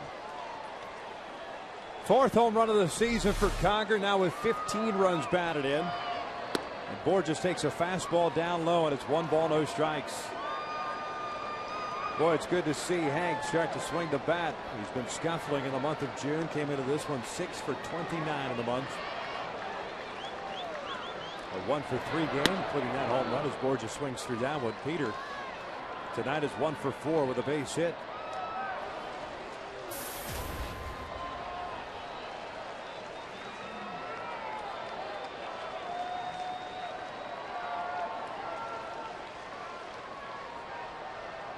Breaking ball is in there.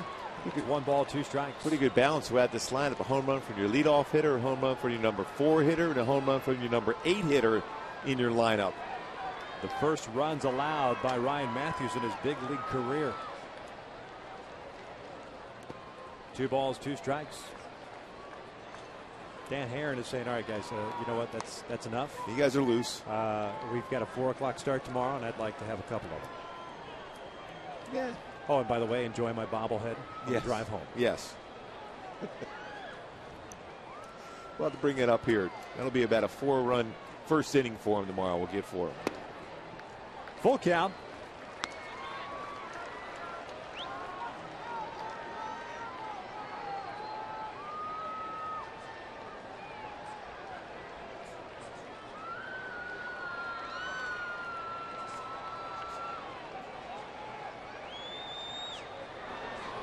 Three-two, fouled back.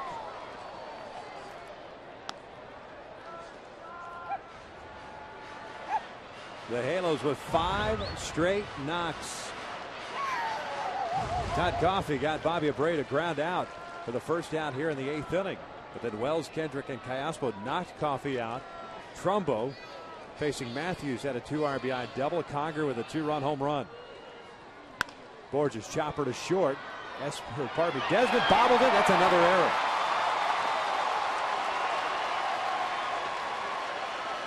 And Desmond really looks uncomfortable at shortstop tonight.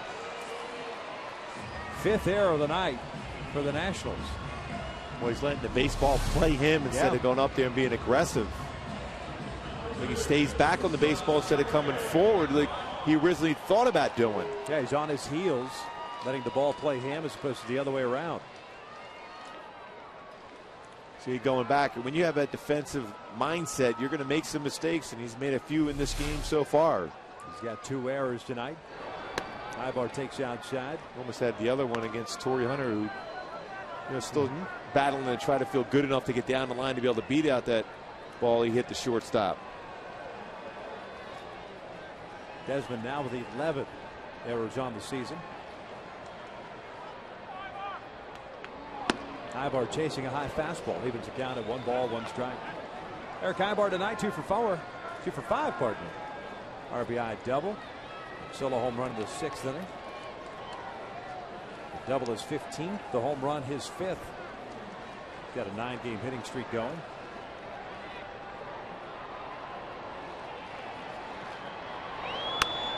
This one's looped foul into the seats on the third base side. And the count goes to 1 ball, 2 strikes.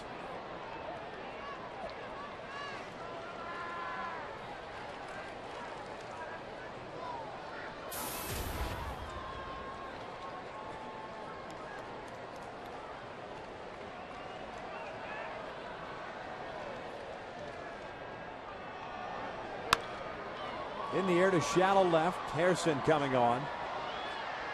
2 outs. So Torrey Hunter will step up as the Angels are batted around here in the 8th inning.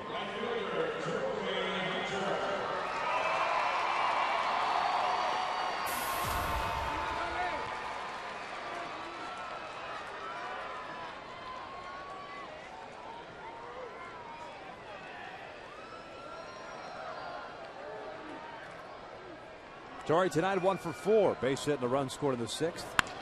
Swings and grounds one over to Espinoza, who has it. He'll throw on the first. That will end the inning with the Angels strike for 5 as we head to the 9th. They lead at 11-5.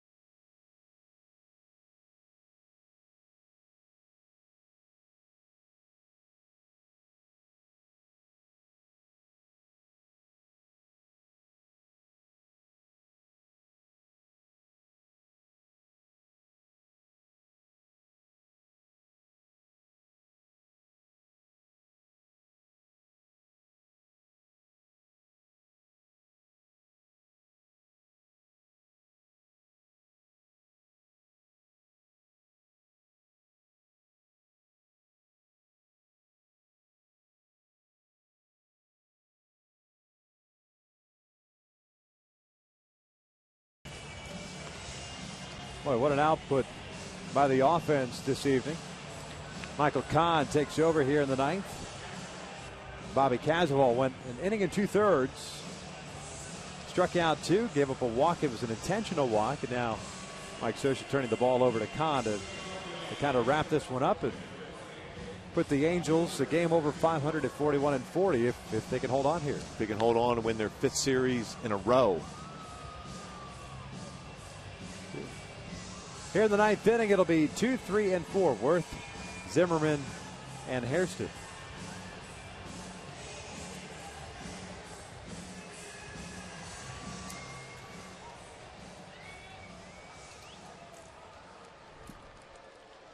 Got to go back to that 7th inning where Bobby Cazaval had the bases loaded with 1 out. He's having troubles throwing strikes. Ramos swung at that moving, sinking fastball off the inner part of the plate. Hits him in a double play. First pitch to Jason Worth is in for a strike. Worth tonight 1 for 4. Double with a run scored back in the 1st inning.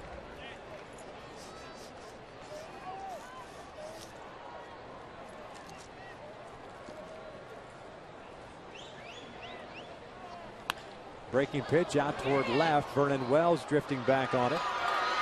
1 out.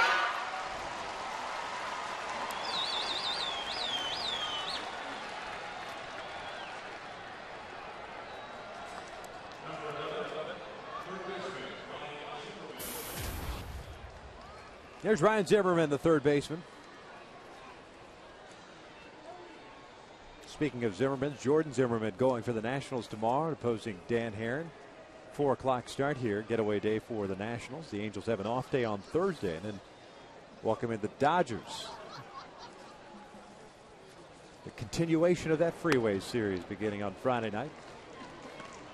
It's no balls and a strike on Zimmerman, who's 1 for 3, an RBI single back in the 1st. That's a pretty good pitching matchup tomorrow.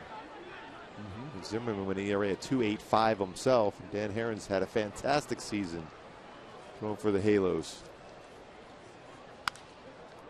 Fouled back, and this one into the visiting TV booth.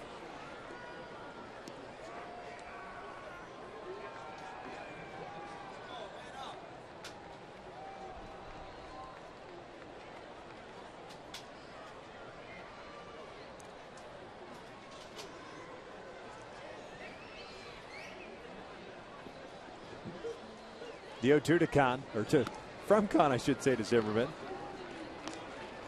And it's outside, and it's 1 ball, 2 strikes. The Marlins and the Oakland Athletics were in a rain delay to start their ball game. They're also in the ninth. That was a long rain delay also. Yeah. Oakland's leading that one 1-0 over the Fish. 2-2 now. That's the only other game that is ongoing right now. Everything else is in the books. We mentioned the Texas Rangers defeating the Astros.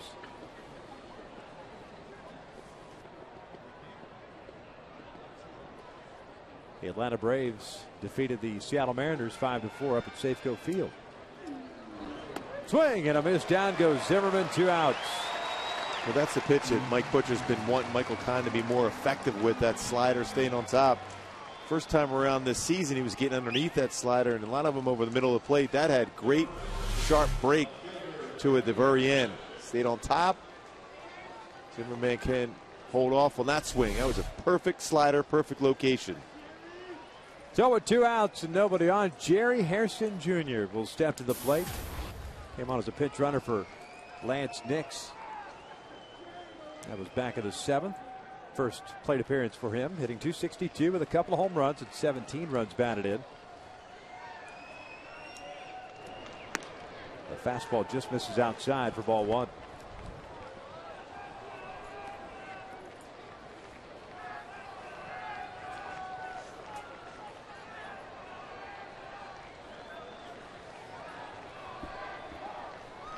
One-0 outside, 2 balls and no strikes.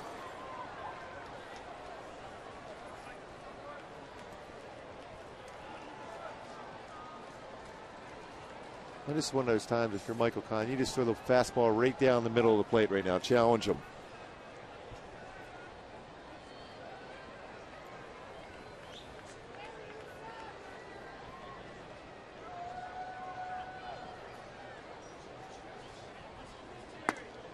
There's a strike. And it's 2 balls and 1 strike.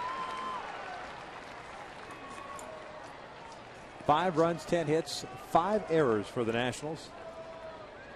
11 runs, 15 hits, 2 errors, 12 left on for the Angels.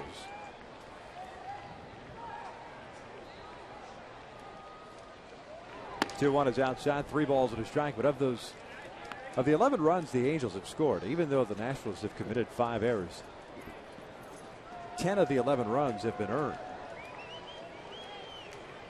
That doesn't happen too often when you have a team making 5 errors.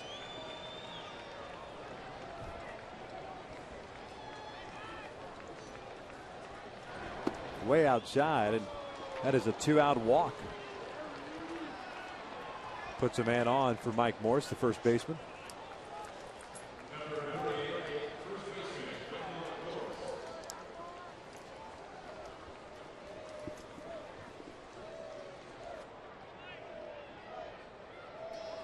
Morse tonight 1 for 4, had a base hit with a run scored in the 6th inning.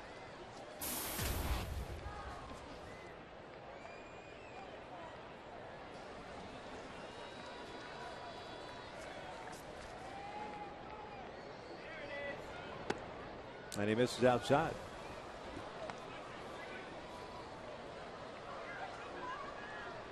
How about that? So bring your own pet day? Yeah.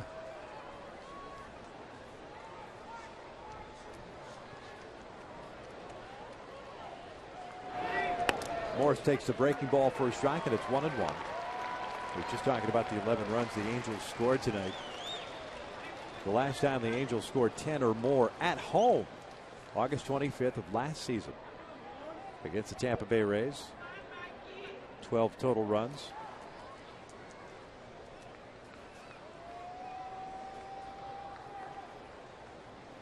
Here's a 1-1. Morris gets jammed and pulls it into left field for a base hit, his 2nd hit of the game. Harrison will stop at 2nd. So Kahn, who got the first 2 outs rather easily, walks Harrison, gives up the single to Morris, and here comes Danny Espinosa.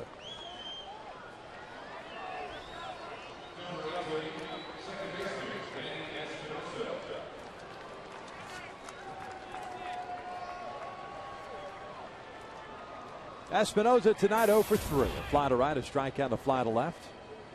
Also picked up an intentional walk.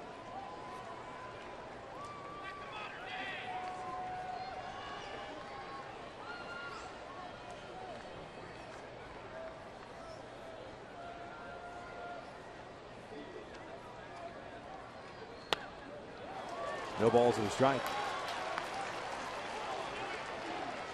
Espinosa doesn't get cheated with his swing. Tremendous power. 15 home runs on the season so far.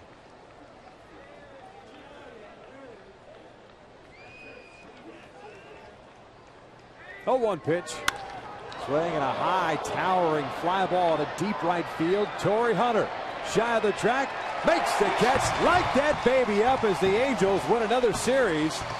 They take game 2 against the Nats by the final of 11-5. Boy, a little difference from last night where you had a bunch of base hits and 1 double. Tonight, 3 home runs, including a 2-run home run by Hank Conger, a big blast by Vernon Wells, and of course starting that inning off when they were behind in the ball game, Eric Aybar, who continues to swing the bat well, particularly be able to drop the head of the bat on that ball on the inner half and down. Double home run for Aybar. Big game for him. The Angels with 15 hits in this one, 3 home runs. Vernon Wells king the victory with his 10th of the season. 11-5, the Angels win it. For Mark Gubicza and our entire crew here at the Big A, I'm Victor Rojas, thanking you for watching Angels baseball. Stick around.